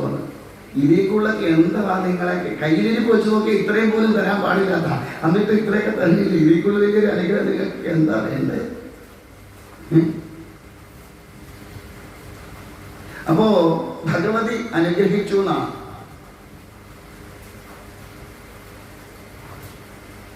അപ്പൊ ജനമേജയൻ ചോദിക്കുകയാണ്, എന്താണ് ഈ സത്യവ്രതന്? ആരാണ്, അല്ലെ എന്താണ് ഇങ്ങനെയൊക്കെ ഭഗവതി അനുഗ്രഹിക്കാനുണ്ടായ കാര്യം എന്ന് ചോദിക്കാം.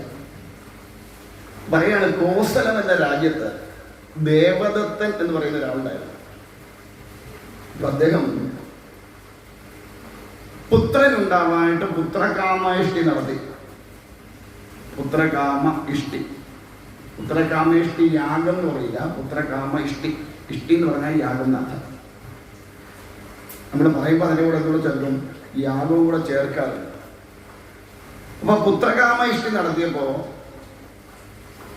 അതിന് വേദമന്ത്രങ്ങൾ ജപിക്കണം. അപ്പൊ വേദമന്ത്രം ജപിക്കുമ്പോൾ അതിനൊരു ശീലമുണ്ട് ജപിക്കണത്. നമ്മളാരും ജപിക്കണ പോലല്ല. നമ്മളൊക്കെ ഗായത്രി മന്ത്രം ജപിക്കുന്നവരല്ലേ? ജപിക്കാറില്ലേ ഗായത്രി മന്ത്രം? ഗായത്രി മന്ത്രം ജപിക്കുന്നവരെന്ന് യോഗിക്കുകയും ഒരാളെ നമ്മളത് ജപിക്കേണ്ട പോലെ വല്ലതാണോ ജപിക്കണേ നമുക്കറിയാമോ? ഇല്ല. നമ്മൾ കാസറ്റ് കേട്ട് പഠിച്ചതാണ് അല്ലേ? ഓം ഭൂർഭുവസ്വഃ തത്സവിതുർവരേണ്യം.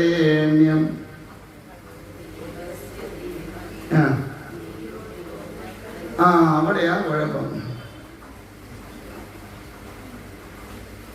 സത്യത്തിൽ അങ്ങനെ അല്ല ജപിക്കേണ്ടത്. അതിന് നീട്ടും കുറുക്കൊക്കെ ഉണ്ട്. ഈ വേദമന്ത്രങ്ങൾ ജപിക്കുമ്പോൾ അതിനൊരു ചെറിയ നീട്ടും കുറുക്കുണ്ട്. വരേണ്യം എന്നൊക്കെ ഒരു ഇത് വരും അതിനകത്ത്. അത് ഈ വേദമന്ത്രങ്ങൾ പഠിച്ചവർക്ക് അത് അത്ര കൃത്യമായിട്ട് ജപിക്കാൻ പറ്റും. അതിന്റെ മാത്ര എന്ന് പറയും. അപ്പൊ ആ ഒരു തരംഗം അത് ഉണ്ടാക്കിയെടുക്കും. ഇനി പോട്ടെ, നമ്മൾ അങ്ങനൊന്നും ജപിച്ചില്ലേലും ഓം ഭൂർഭുവസ്വഃ തത്സവിതുർവരേണ്യം ഭർഗോ ദേവസ്യ ധീമഹി ധിയോ യോ. അവിടെ പ്രശ്നം. ധിയോ യോന എന്നല്ല, ധിയോ യോ ന പ്രചോദയാകുന്ന നാ കഴിയുമ്പോൾ രണ്ട് കുത്തുണ്ട്. നമ്മൾ ആ കുത്തിന് പ്രാധാന്യം കൊടുത്താൽ നമ്മൾ ധിയോ യോന പ്രചോദയാന്ന് പറഞ്ഞ് പോകും. അതുകൊണ്ട് വരുന്ന കുഴപ്പം ഒരു കാലത്ത് നമ്മുടെ ബുദ്ധി എന്ത് ചെയ്യില്ല, ഉണരില്ല. അതുകൊണ്ടായി വലിയ വലിയ മഹാമന്ത്രങ്ങളൊക്കെ ഗുരുക്കന്മാരുടെ അടുത്ത് ചെന്ന് അവരോട് ഉപദേശം വാങ്ങിയേ ജപിക്കാവൂ എന്ന് പറയണത്. മഹാമന്ത്രങ്ങളൊക്കെ ഗുരുക്കന്മാരുടെ അടുത്തുനിന്ന് മന്ത്രോപദേശം നേടി അത് ചൊല്ലണത് എങ്ങനെയാണെന്ന് അറിഞ്ഞ് വേണം ജപിക്കാൻ. അല്ലെങ്കിൽ വരുന്ന കുഴപ്പം ഒരക്ഷരം അങ്ങോട്ടോ ഇങ്ങോട്ടോ മാറിപ്പോയാലോ ഉച്ചാരണത്തിന്റെ ശീല് മാറിയാലോ എന്തു പറ്റും? അർത്ഥതലം മാറും. ഇപ്പൊ ഉദാഹരണം, നമ്മൾ പ്രാർത്ഥിക്കാറുണ്ട്, നല്ലവണ്ണം വരുത്തേണം ഈശ്വര. പറയാറില്ലേ? പറയാറുണ്ടോ? നല്ലവണ്ണം വരുത്തേണം. എന്താ അതിനർത്ഥം? നമുക്കെല്ലാം നല്ലതായിട്ട് വരണം. അപ്പൊ നല്ലവണ്ണം വരുത്തേണം ഈശ്വര, ഇങ്ങനെയാണ് നമ്മൾ പറയുന്നത്. നല്ലവണ്ണം വരുത്തേണം ഈശ്വര. കുഴപ്പം വല്ലതും ഉണ്ടോ? എല്ലാ അക്ഷരങ്ങളും വാക്കും എല്ലാം ഒന്നല്ലേ? വ്യത്യാസം വല്ലതും ഉണ്ടോ? എന്തു പറ്റി? നല്ല വണ്ണം വരുത്തേണം ഈശ്വര എന്ന് പറഞ്ഞപ്പോ എന്തു പറ്റി? നല്ല വണ്ണം വരും. നല്ല വണ്ണം വരുത്തേണം ഈശ്വര എന്ന് പറഞ്ഞപ്പോഴോ എല്ലാം നല്ല രീതിയിൽ വരും. ഒരേ അക്ഷരം ഒരേ വാക്ക്, പക്ഷെ പറഞ്ഞു വന്നപ്പോൾ ഉണ്ടായ വ്യത്യാസം രണ്ട് തരത്തിലാണ് അതിൻ്റെ പ്രതിഫലനം ഉണ്ടാകുക. അതുപോലെയാണ്. അപ്പം ഈ മഹാമന്ത്രങ്ങളൊക്കെ ഗുരുക്കന്മാരിൽ നിന്ന് പഠിച്ച് വേണം ജപിക്കാൻ. സത്യത്തിൽ നമുക്കിതൊന്നും അത്ര ഇതായിട്ടൊന്നും ജപിക്കാനുള്ള ഇതൊന്നും ഇല്ല. പക്ഷെ പിന്നെ നമ്മളിതെല്ലാം കണ്ടും കേട്ടും ഇപ്പം എല്ലാവർക്കും എല്ലാം ചെയ്യാമെന്നുള്ളൊരവസ്ഥ വന്നുകൊണ്ട് എല്ലാം അങ്ങനെ നമ്മളങ്ങ് ജപിച്ച് പോവാം. ലളിതാ സഹസ്രനാമം പോലും അത്ര ഇതായിട്ട് നമുക്ക് ജപിക്കാൻ ഇതില്ലാത്തതാണ്. പിന്നെ നമ്മളൊക്കെ ജപിക്കണത് ശരിയാണെന്ന് ചോദിച്ചാൽ എൻ്റെ കണക്കിന് ശരിയാ എന്ന് പറയാൻ പറ്റും എന്നുള്ളതല്ലാതെ കൃത്യമായിട്ടാണോ ലളിതാ സഹസ്രനാമം ജപിക്കണമെന്ന് ചോദിച്ചാൽ ഒന്നുമല്ല. അർത്ഥതലമൊക്കെ നോക്കി വരുമ്പോൾ നമ്മളൊക്കെ ജപിക്കണത് മഠേത്തരമായിട്ട് മാറും. പോട്ടെ. അപ്പൊ എന്തായാലും ഇദ്ദേഹം ഈ വേദമന്ത്രങ്ങൾ ജപിക്കുമ്പോൾ അതിനൊരു ശീലുണ്ട്. ആ ശീലിനനുസരിച്ച് വേണം ജപിക്കാൻ. അപ്പൊ ആ ശീലിനനുസരിച്ച് ജപിച്ചു വരുമ്പോഴേ അതിൻ്റെ എന്താ പറയുക ശബ്ദ തരംഗങ്ങൾ കൃത്യമായിട്ട് ഭവിക്കത്തുള്ളൂ. അപ്പൊ എങ്ങനെ ജപിക്കുമ്പോൾ ഒരു പ്രത്യേകതയുണ്ട്. ചില മന്ത്രങ്ങൾ മുറിക്കാൻ പാടില്ല. മന്ത്രം ജപിച്ചു വരുമ്പോൾ അത് ഉണ്ടാവാൻ പാടില്ല. ലളിതാ സഹസ്രനാമത്തിൽ അങ്ങനെ കുറേ മന്ത്രങ്ങളുണ്ട് മുറിക്കാൻ പാടില്ലാത്ത മന്ത്രങ്ങൾ. നമുക്ക് ശ്വാസം കിട്ടാത്തതുകൊണ്ട് അവിടെ ഇവിടെയൊക്കെ വെച്ച് നമ്മളങ്ങ് മുറിക്കും അല്ലേ? അഷ്ടമി ചന്ദ്ര വിഭ്രാജ തളികസ്ഥല ശോഭിത മുഖചന്ദ്രകളങ്കാഭമൃഗനാഭിവിശേഷക വദനസ്മരമാംഗല്യ ഗൃഹതോരണ ചില്ലിക, ഇതൊന്നും മുറിക്കാൻ പാടില്ലാത്ത മന്ത്രങ്ങളാണ്. എനിക്ക് അങ്ങനെ ജപിച്ചു പോകണതാണ്. പിന്നെ ദുഷ്ടദൂര ജപിച്ചു വരുമ്പോൾ ദുഷ്ടദൂരാചാര ശമനി ദോഷവർജിത. എന്തോന്ന് ശമനി? അതൊറ്റ വാക്കായിട്ട് പറയണ്ട. ചിലര് ത്യാഗത്തിൽ കെട്ടുമ്പോഴാണ് ദുഷ്ടദൂരാചാര ശമനി ദോഷവർജിത. അമ്മ അവരായപ്പം ദുരാചാരയായി, പിന്നെ ശമിപ്പിക്കണേ. അപ്പൊ ഇത്തരത്തിലുള്ള കുഴപ്പങ്ങൾ നമുക്കൊക്കെ ഉണ്ട്. പോട്ടെ. അപ്പൊ അതുകൊണ്ട് ഗുരുക്കന്മാരിൽ ഇതൊക്കെ പഠിക്കണം പറയും. ഇപ്പൊ എന്തായാലും ഈ വേദമന്ത്രങ്ങൾ ജപിക്കാൻ വന്ന ആള് ജപിച്ചോണ്ടിരുന്ന കൂട്ടത്തില് തൊണ്ടയ്ക്ക് ഉമിനീര് ഒന്നിതായിട്ട് ചൊല്ലിയ മന്ത്രത്തിനൊരു മുറിവുണ്ട്. അപ്പൊ മുറിവുണ്ടാകുമ്പോൾ എന്ത് പറ്റും? നമ്മൾ പറയാറുണ്ട്, സ്വാമിജി ജഗദ്ഗുരു സ്വാമി സത്യാനന്ദ സഹസ്രപാദങ്ങൾ പറയാറുണ്ട്, നമ്മൾ ഈ ധ്യാന ശ്ലോകം ജപിക്കുമ്പോൾ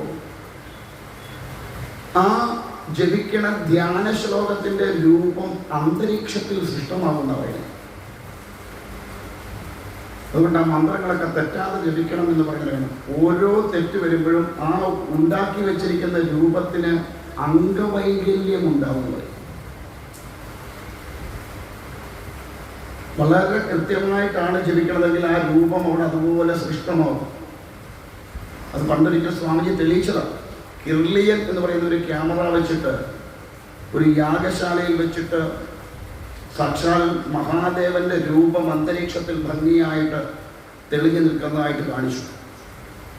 നമഃശിവായ മന്ത്രം ജപിച്ചു. അപ്പോൾ മന്ത്രങ്ങൾക്ക് ശക്തിയുണ്ടെന്ന് വളരെ വ്യക്തമായിട്ട് ആ ധ്യാന ശ്ലോകമൊക്കെ ജപിക്കുമ്പോൾ അതുകൊണ്ടാണ് ജപിച്ചു കഴിയുമ്പം അത് ആ രൂപം അവിടെ സൃഷ്ടമാകും എന്ന് പറയണതല്ല അങ്ങനെ ഉണ്ടാകും. നമ്മൾ ആത്മാർത്ഥമായിട്ടാണ് ജപിക്കണതെങ്കിൽ ആ ശ്ലോകം ജപിക്കുമ്പോൾ ആ രൂപം അവിടെ സൃഷ്ടമാകും. കാരണം നമ്മുടെ ഉള്ളിൽ ആ രൂപത്തെ കണ്ടുകൊണ്ടാവണം ജപിക്കേണ്ടതെന്നാണ് പറയുക. നമ്മുടെ ഉള്ളിൽ ഉണ്ടാവണം ആ രൂപം അമ്മയുടേത്. അതായത് അമ്മയുടേതല്ല, ആരുടെ ആയാലും. ഭഗവാനെ ചോദിച്ചാൽ വിഷ്ണു സഹസ്രനാമം ചോദിച്ചാൽ ആ ജപിക്കണ ധ്യാന ശ്ലോകത്തിന്റെ രൂപം നമ്മുടെ ഉള്ളിൽ ഉണ്ടാവണം എന്ന് പറയും. അപ്പൊ എന്തായാലും ഇദ്ദേഹം അങ്ങനെ ജപിച്ചപ്പോൾ അങ്ങനെ ശ്വാസം മുട്ടൽ അല്ലെങ്കിൽ തൊന്നു ഇതായിട്ടപ്പോൾ മന്ത്രം മുറിഞ്ഞു വരും. അപ്പൊ ഈ ദേവദത്തിന് ഇത്രയും സഹിച്ചില്ല. കാരണം എന്താ, ഈ ചെയ്യേണ്ട പ്രവൃത്തി വേണ്ട പോലെ ചെയ്യുന്നില്ലെങ്കിൽ അതിൻ്റെയൊക്കെ ദുരന്ത ഫലം അനുഭവിക്കേണ്ടി വരും. ഏതൊരു കാര്യവും നമ്മൾ ഇന്നലെ പറഞ്ഞു, എന്തും ചെയ്യുമ്പോൾ അത് വേണ്ട പോലെ ചെയ്യണമെന്ന് മാത്രമല്ല, അവനവന് വേണ്ടിയിട്ട് ചെയ്യണം. ഇപ്പം ഞാൻ ഈ യജ്ഞം നടത്തുന്നത് നിങ്ങൾക്ക് വേണ്ടിയിട്ടല്ല. ആർക്ക് വേണ്ടിയിട്ടാണ്? എനിക്ക് വേണ്ടിയിട്ടാണ്. എന്താ കാരണം? ഞാനത് ചെയ്യും, എനിക്ക് വേണ്ടിയിട്ട് ചെയ്യുമ്പോൾ അതിൽ നിന്ന് എന്ത് ഊർജമാണോ എനിക്ക് കിട്ടുന്നത്, ആ ഊർജം എന്നിൽ വന്നെങ്കിൽ മാത്രമേ എന്ത് ചെയ്യാൻ പറ്റൂ, നിങ്ങളിലേക്കത് പകർന്ന് തരാൻ പറ്റുള്ളൂ. നിങ്ങൾക്ക് വേണ്ടി ചെയ്താൽ എന്താവും അവസ്ഥ? ഓ, അവർക്ക് വേണ്ടിയിട്ടാണ്, ഇത്രയൊക്കെ മതി എന്ന് തോന്നും. അവനവന് വേണ്ടിയിട്ടാകുമ്പോഴോ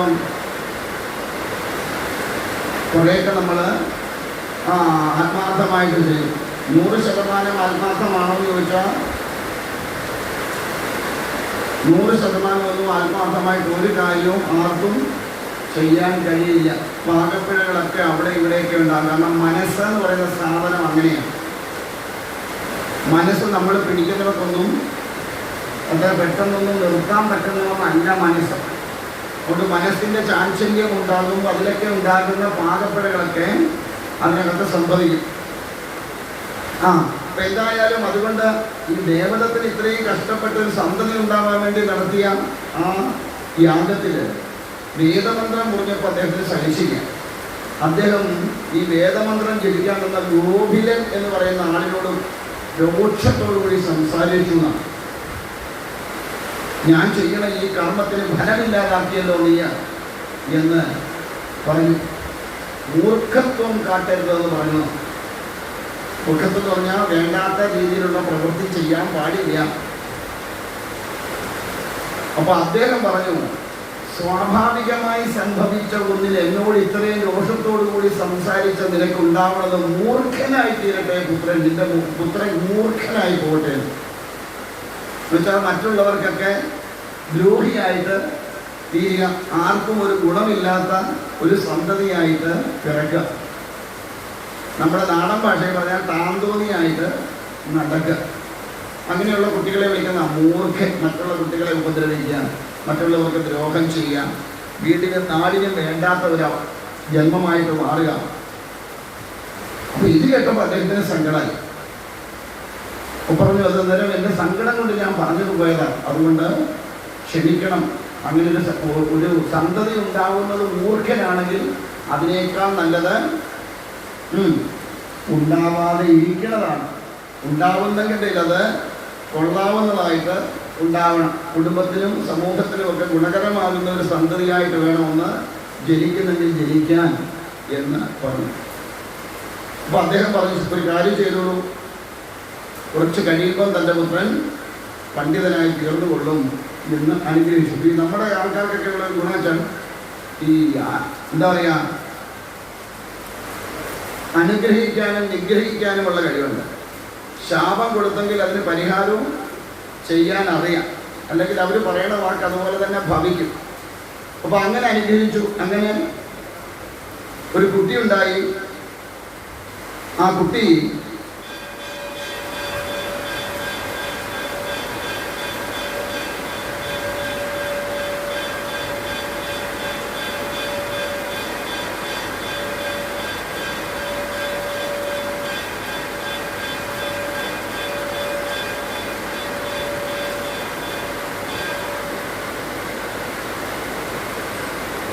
അപ്പോൾ അങ്ങനെ യാഗമൊക്കെ കഴിഞ്ഞ് എല്ലാവരെയും സന്തോഷിപ്പിച്ചു നിൽക്കും. അദ്ദേഹത്തിന് സന്തോഷമായി. എന്തായാലും അനുഗ്രഹം കിട്ടിയല്ലോ. കുറച്ച് കാലം കഴിയുമ്പോൾ പുത്രൻ നല്ലവനായി തീരുമെന്നൊരു അനുഗ്രഹം കിട്ടിയതുകൊണ്ട് സന്തോഷമായി. എല്ലാവർക്കും വേണ്ടവണ്ണം ദക്ഷിണയൊക്കെ കൊടുത്ത് അവരെ സന്തോഷിപ്പിച്ചു വിട്ടു. അങ്ങനെ ഇരിക്കെ കാലം കഴിഞ്ഞപ്പോൾ അദ്ദേഹത്തിൻ്റെ ഭാര്യയായ രോഹിണി ഗർഭം ധരിച്ചൊരു പുത്രനുണ്ടായി. പുത്രനുണ്ടായി കഴിയുമ്പോൾ എന്തായി, നാട് മുഴുവൻ പരന്നു, ഈ ചെറുക്കൻ മഹാദുഷ്ടനാണ് എന്ന് പറഞ്ഞു. അതുകൊണ്ട് ആരും ഇവനെ അടിപ്പിക്കാൻ തയ്യാറായില്ല. ദുഷ്ടബുദ്ധികളെ സജ്ജനങ്ങളാരും അടിപ്പിക്കില്ല, തന്നോട് ചേർത്ത് നിർത്തൂല. അതുകൊണ്ട് ആ സത്സംഗി എപ്പോഴും സത്സംഗികളുമായിട്ടേ കൂട്ടുകൂടി നടക്കാവൂ എന്ന് പറയുന്നത്. ഈശ്വരീയമായ ചിന്ത കൊണ്ട് നടക്കുന്ന ഒരാൾ ഒരിക്കലും ദുഷ്ടന്മാരോടൊപ്പം കൂടാൻ പാടില്ല. കൂടിയാൽ എന്താ കുഴപ്പം? അവനും ദുഷ്ടനായിട്ട് മാറും. കാലക്രമേണ അവൻ്റെ മനസ്സും ചലിക്കാൻ തുടങ്ങും. അപ്പോൾ അതുകൊണ്ട് ഈ നാട്ടുകാർ മുഴുവൻ ഈ കുട്ടിയെ അങ്ങ് വെറുത്തു. അവസാനം ഈ കുട്ടിക്ക് തന്നെ തോന്നി, ഞാൻ എന്തിനായി ഇവിടെ ഇങ്ങനെ ജീവിക്കുന്നത്? ഇതിലും ഭേദം കാട്ടിൽ പോയ വലിയ വന്യമൃഗങ്ങൾക്കും ഭക്ഷണമാവുന്നതാണ് നല്ലത് എന്ന് ചിന്തിച്ചുകൊണ്ട് കാട്ടിൽ പോയി. അങ്ങനെ കാട്ടിൽ പോയിരിക്കെ ഒരു ദിവസം ഒരു പന്നി അമ്പേറ്റിട്ട് ഇദ്ദേഹത്തിൻ്റെ മുമ്പിൽ കൂടെ ഇങ്ങനെ പാഞ്ഞു കൊടുക്കണം. ഈ ചോരയൊക്കെ ഒലിപ്പിച്ച് വരുന്ന പന്നി കിടന്ന് ഹായ് എന്ന് പറയുന്നതാണ്. അതെന്തായി? ഭഗവതിയുടെ ഒരു ബീജാക്ഷരമായിട്ട് മാറി. നവാക്ഷരി മന്ത്രത്തിലെ, നാളെ ഇപ്പം നടക്കാൻ പോകുന്നത് നവാക്ഷരി ഹോമമാണ്. നവാക്ഷരി മന്ത്രത്തിലെ 3 ബീജാക്ഷരങ്ങളിൽ ഒന്നായിട്ടുള്ളതാണ് ഐ. മറ്റു രണ്ടെണ്ണതൊക്കെ ഏതൊക്കെയാണ്? ഹ്രീം, പിന്നൊന്ന് ക്ലീം. ഓം, ഐം, ഹ്രീം, ക്ലീം, ബാക്കി ചാമുണ്ടായേ വിച്ഛേ. ഇതാണ് നവാക്ഷരി മന്ത്രം. ഭഗവതിയുടെ ഏറ്റവും മന്ത്രങ്ങളിൽ ഏറ്റവും ശ്രേഷ്ഠമായിട്ടൊരു മന്ത്രമായി കണക്കാക്കുന്നതാണ് നവാക്ഷരി മന്ത്രം. അപ്പോൾ ഭഗവതിയുടെ 3 ഭാവങ്ങളും അതിനകത്തുണ്ട്. കാളിയും ലക്ഷ്മിയും സരസ്വതിയും 3 അടങ്ങുന്ന ആ ഒരു മന്ത്രമാണ് ഈ മന്ത്രം, നവാക്ഷരി മന്ത്രം. അപ്പോൾ അതിനകത്തെ ഒരു ബീജാക്ഷരമാണ് ഐ. പക്ഷെ അതൊന്നും അറിഞ്ഞോണ്ടല്ല പറഞ്ഞത്. ഇത് കണ്ടപ്പോൾ ഒരു എന്തോന്ന് പറഞ്ഞിട്ട് ഹൈ എന്നൊന്ന് വെച്ചതാ. പക്ഷെ അറിയാതാണെങ്കിൽ പോലും ഭഗവതിയുടെ ഒരു ബീജാക്ഷരത്തെ ജപിച്ചവൻ എന്തു ചെയ്യും? ഭഗവതിയുടെ അനുഗ്രഹം ഉണ്ടായതാണ്. ഐം എന്ന ബീജാക്ഷരത്തെ പറയുന്നത് വാഗ്ബീജ മന്ത്രമായിട്ടും സരസ്വതിയുടെ ബീജാക്ഷരമായിട്ടാണ് ഐം. ഹ്രീം എന്നത് ലക്ഷ്മിയുടേതും ക്ലീം എന്നത് കാളിയുടെയും. ഇതാണ് 3 ബീജാക്ഷരങ്ങൾ. ഈ ക്ലീം എന്ന ബീജാക്ഷരം കാളിയോടൊപ്പം ചേർന്ന് നിൽക്കുന്ന മറ്റൊരു ഇതാണ് കൃഷ്ണൻ. ഭഗവാന്റെയും മൂലമന്ത്രങ്ങൾക്കൊക്കെ കൂടുതലും ഈ ക്ലീം എന്ന ബീജാക്ഷരം ഉണ്ടാവും. ഓം ക്ലീം കൃഷ്ണായ നമഃ ഇങ്ങനെയുള്ള മന്ത്രങ്ങൾക്കെല്ലാം ഈ ക്ലീം എന്ന ബീജാക്ഷരം ഉണ്ട്. അതിന് പറയുന്ന പേരാണ് കാമരാജ ബീജം എന്ന് പറയും. ഐം വാഗ്ബീജ മന്ത്രവും ഹ്രീം മായാബീജ മന്ത്രവും ക്ലീം കാമരാജ ബീജ മന്ത്രവും. അങ്ങനെയുള്ള ഈ ഒരു ബീജാക്ഷരം അറിയാതെയാണെങ്കിലും ജപിച്ചു. അപ്പോൾ ഇച്ചിരി കഴിഞ്ഞപ്പോൾ ഈ അമ്പെയ്ത കാട്ടാളൻ ഈ പന്നി അന്വേഷിച്ച് അതുവഴി വന്നപ്പോൾ ഈ കാട്ടാളൻ ചോദിച്ചു, ഇതുവഴി ഒരു പന്നി അമ്പേറ്റ് പോണത് കണ്ടോ എന്ന് ചോദിച്ചു. ഇദ്ദേഹം ഒരു വ്രതവും കൂടെ എടുത്തിരുന്നു. എന്താണ്? ഒരു തീരുമാനമെടുത്തിരുന്നു. ഞാൻ പറയുന്നുണ്ടെങ്കിൽ സത്യം മാത്രമേ പറയൂ, ഒരിക്കലും സത്യമല്ലാത്തതൊന്നും പറയില്ല എന്ന് തീരുമാനമെടുത്തിരുന്നു. അതുകൊണ്ട് അദ്ദേഹത്തിനൊരു പേര് വീണു, സത്യവ്രതൻ, സത്യത്തെ ധരിച്ചവൻ. വ്രതം എന്ന് പറഞ്ഞാൽ ധരിക്കുക എന്നൊരർത്ഥമുണ്ട്. നമ്മൾ വ്രതം അനുഷ്ഠിക്കുക എന്ന് പറഞ്ഞാൽ വ്രതത്തെ ധരിക്കുക, അല്ലെ അതിനെ ധരിക്കുക എന്നൊരു രീതിയുണ്ട്. ഇപ്പം ഷഷ്ടി വ്രതം എടുത്തു എന്ന് പറഞ്ഞാൽ ഷഷ്ടിയെ തന്നിലേക്ക് ധരിക്കുക, അല്ലെ ഏകാദശി എടുത്തു പറഞ്ഞാൽ ഏകാദശി തന്നിലേക്ക് ചേർത്ത് നിർത്തുക. ഈ ഏകാദശിയൊക്കെ എടുക്കുമ്പോൾ എന്തിനാന്ന് പോലും നമുക്കറിയില്ല, നമ്മളങ്ങ് എടുക്കുക ഇല്ലേ? എങ്ങനെ എടുക്കേണ്ടതെന്ന് പറഞ്ഞാൽ നമ്മളിങ്ങനെ വ്രതമാണ്. തിങ്കളാഴ്ച വ്രതം, ചൊവ്വാഴ്ച വ്രതം, ബുധനാഴ്ച വ്രതം, വ്യാഴാഴ്ച വ്രതം, വെള്ളിയാഴ്ച വ്രതം, ശനിയാഴ്ച വ്രതം, ഞായറാഴ്ച വ്രതം, പിന്നെ അതിനിടയ്ക്ക് ഏകാദശി, പ്രദോഷം, ഷഷ്ടി, പൗർണമി, ഇതെല്ലാം കൂടെ കഴിയുമ്പം ഒരുമാതിരി കഷ്ടി.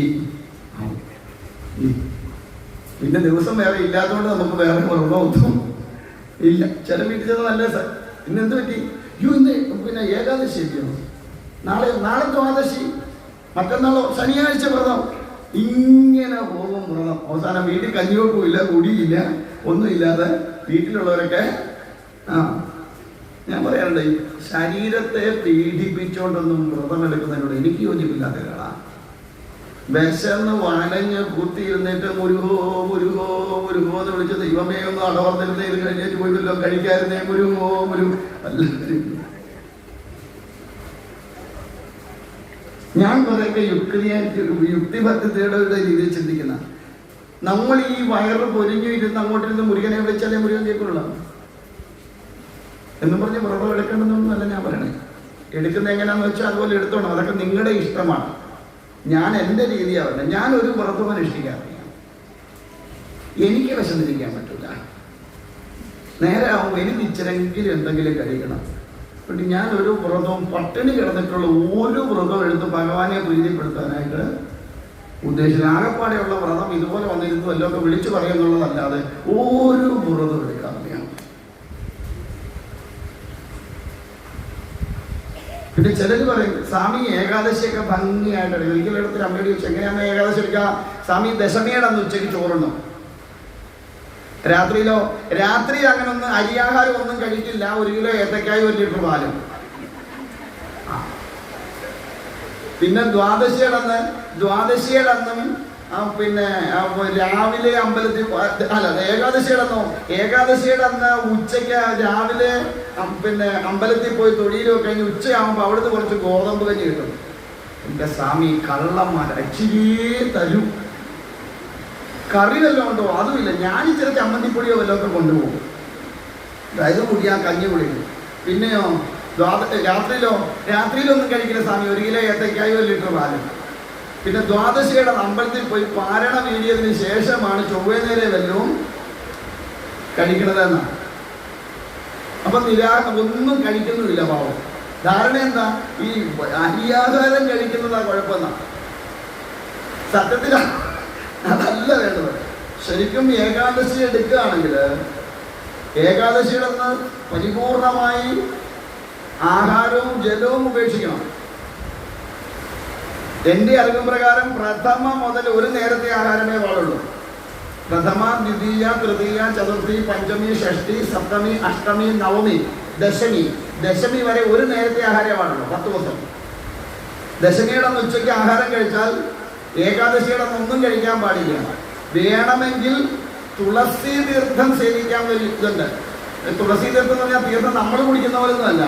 തീർത്ഥം സേവിക്കാന്ന് പറഞ്ഞാൽ ഇങ്ങനെ കൈപിടിച്ചാൽ ഇവിടെ എത്ര ജലം വീഴുമോ ആ ജലം ചുണ്ടിൽ തൊടാതെ വായിലേക്ക് ഒഴിച്ചാൽ എത്ര തുള്ളി ജലം വായി പോകുമോ അതാ തീർത്ഥം. നമ്മളങ്ങനല്ല, ഇങ്ങനെ കൊണ്ട് പിടിക്കും. ഒഴിച്ചോ ശാന്തി എന്ന്. ശാന്തി ഒരു കമത്തിൽ കമന്നു. അതോടെ എന്താ വെച്ചാൽ ഒരു പിടുത്തം പിടിച്ചു. ബാക്കി അവിടെ നിൽക്കുന്നവരെല്ലാം തലയിൽ ഒഴിക്കും.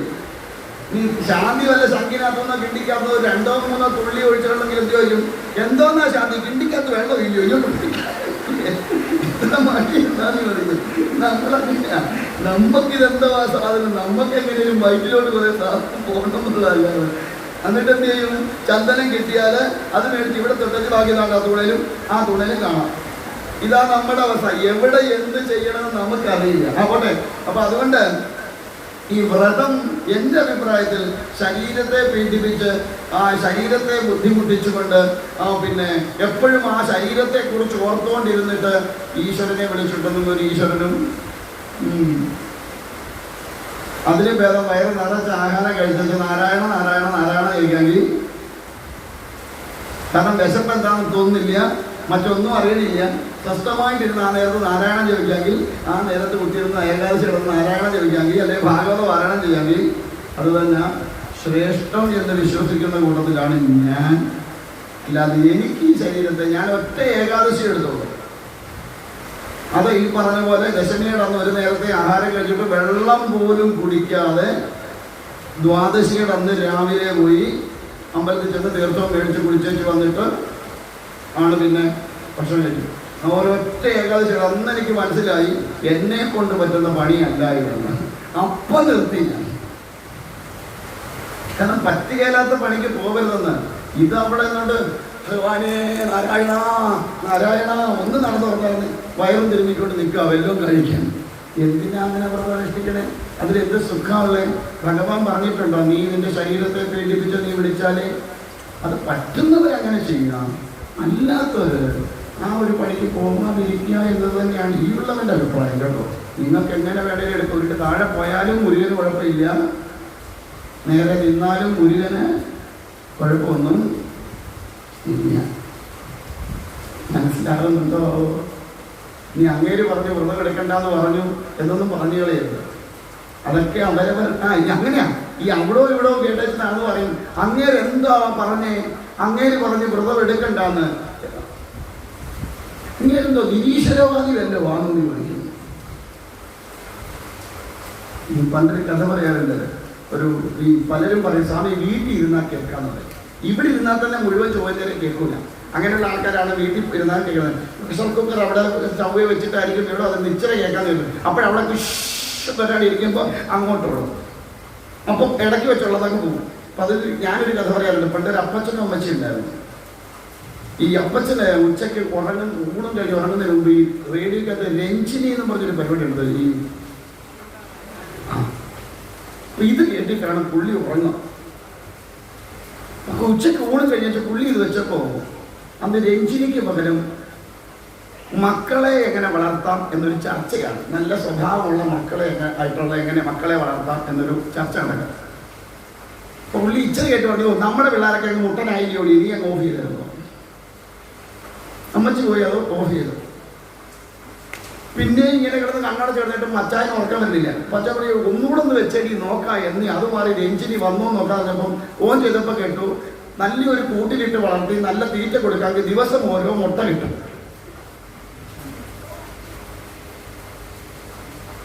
അപ്പച്ചൻ ഭാര്യയോട് റെഡി, നാളെ മുതൽ പിള്ളേരെ സ്കൂളിൽ വിടണ്ട.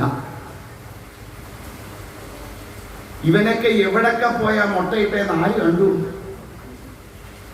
അതുകൊണ്ട് എത്ര മുട്ട നമുക്ക് നഷ്ടമായി കാണും. നമ്മൾ നല്ല രീതിയിൽ തീറ്റ കൊടുത്തതല്ലയോ. അപ്പൊ ഇവനൊക്കെ എവിടാ പോയി മുട്ടയിട്ടേന്ന് ആർക്കറിയാം. കൊണ്ട് നാളെ പോലെ എന്ത് ചെയ്യണ്ട, സ്കൂളിൽ വിടണ്ട. എന്താ പ്രശ്നം പറ്റിയത്? ഇല്ല, മക്കളെ വളർത്തുന്ന ചർച്ച കഴിഞ്ഞിട്ട് മുട്ടക്കോഴികളെ എങ്ങനെ വളർത്താന്നുള്ള അടുത്ത ചർച്ച തുടങ്ങിയിരുന്നു. അപ്പൊ ആദ്യം കേട്ടത് എന്തുവാ? മക്കളുടെ കാര്യം. അവസാനം കേട്ടത് എന്താ? മുട്ടയുടെ കാര്യം. രണ്ടും കൂടെ ചേർത്തപ്പോൾ ആര് മുട്ടയിട്ടു? മക്കൾ മുട്ടയിട്ട പോലായി. ഇതാണ് നമ്മുടെ അവസ്ഥ. എവിടെങ്കിലും ശകലം കേൾക്കും, അവിടെ ശകലം കേൾക്കും, ഇവിടെ ശകലം കേൾക്കും. രണ്ടും കൂടെ എന്നിട്ട് കൂട്ടിപ്പിടിച്ചു. ഇത്തവണ വന്ന ആചാര്യം പറഞ്ഞ പോലെ തോന്നിവാസം ഇവിടെ ആരും വന്ന് പറഞ്ഞു ഇല്ലേ, ശരിയല്ലേ എന്ന് തന്നെ പറയാം. അങ്ങേര് എന്തൊക്കെയാ പറഞ്ഞിട്ട് പോയി, ഞാൻ മുഴുവൻ കേട്ടോ. എന്തോ പറഞ്ഞേ, അങ്ങനൊന്നും ചോദിച്ചാൽ എനിക്ക് പറയാണ്ട്. പക്ഷെ അങ്ങേര് പറഞ്ഞത് മുഴുവൻ ഇട്ടിരുന്നു. അപ്പൊ അതുകൊണ്ടാണ് ഞാൻ പറഞ്ഞത്, ഇടയ്ക്കും പിഴയ്ക്കും ഇവിടെ ഇരുന്നാൽ തന്നെ അവിടെ ഇവിടെ നോട്ടവും പോക്കും. ആരേലും വരുന്നുണ്ട് ഉടനെ കണ്ണ് പോകണ്ട് വിളിക്കും. വീട്ടിൽ ചെല്ലുമ്പോൾ ഭർത്താവ് കേൾക്കില്ല. ഇവിടുന്ന് പോയപ്പോൾ എൻ്റെ ഭാര്യയ്ക്ക് പോകണമെന്നില്ലായിരുന്നു. അവിടെ കണ്ണ് നേരെയാണ്. ഇപ്പൊ ഏത് പോക്കണ്ടി അടി വന്നതിന് ചോദിക്കും. അവിടെ നേരെ നോക്കിയിരുന്ന് കേൾക്കുന്നതാണ് നല്ലത്. അപ്പൊ അതുകൊണ്ട് ഇദ്ദേഹം ഐ എന്നൊരു ബീജാക്ഷരം പറഞ്ഞപ്പോ സരസ്വതി ദേവിയുടെ കടാക്ഷം ഉണ്ടായിരുന്നു. അപ്പൊ എന്ത് ഈ വേടം വന്ന് ചോദിച്ചു, ഇതുവഴി ഒരു പന്നി പോണത് കണ്ടോന്ന്. അപ്പൊ അദ്ദേഹം ആലോചിച്ചു, സത്യം മാത്രമേ പറയൂ എന്ന് വ്രതം അനുഷ്ഠിച്ചിട്ടുള്ള ഞാന് കണ്ടു എന്ന് പറഞ്ഞാൽ ആ പന്നിയുടെ ജീവൻ അപകടത്തിലാകും. താൻ കാരണം ഒരു ജീവൻ ഈ ഭൂമിയിൽ ഇല്ലാതെയാവും. ഇനി കണ്ടില്ല എന്ന് പറഞ്ഞാലോ അത് ആ വ്രതത്തിന് വിരുദ്ധവുമാവും. എന്താ ചെയ്യേണ്ടത് എന്ന് ആലോചിക്കണം. അപ്പൊ ഉള്ളിലൊരു ബോധം തെളിഞ്ഞത്തെ അദ്ദേഹത്തിന്റെ നാവിൽ നിന്നുതിർന്ന വാക്കുകൾ. അദ്ദേഹം പറഞ്ഞു, കാണുന്നവൻ പറയുന്നില്ല, പറയുന്നവൻ കാണുന്നുമില്ല എന്ന് പറഞ്ഞു. ഇത് കേട്ടപ്പോ വേണം വിചാരിച്ചെങ്കിൽ ഏതാണ്ട് ഒരര നട്ട് പോയത് ഏതാണ്ടാണ് എന്ന് തോന്നിയെന്നാണ്. എന്നിട്ട് വേടൻ എന്തൊക്കെയോ പറഞ്ഞിട്ടങ്ങ് പോയിന്നാണ്. എന്താ ഇദ്ദേഹം പറഞ്ഞേ?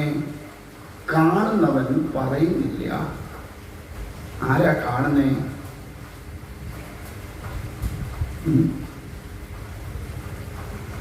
കാണുന്നതാരാ?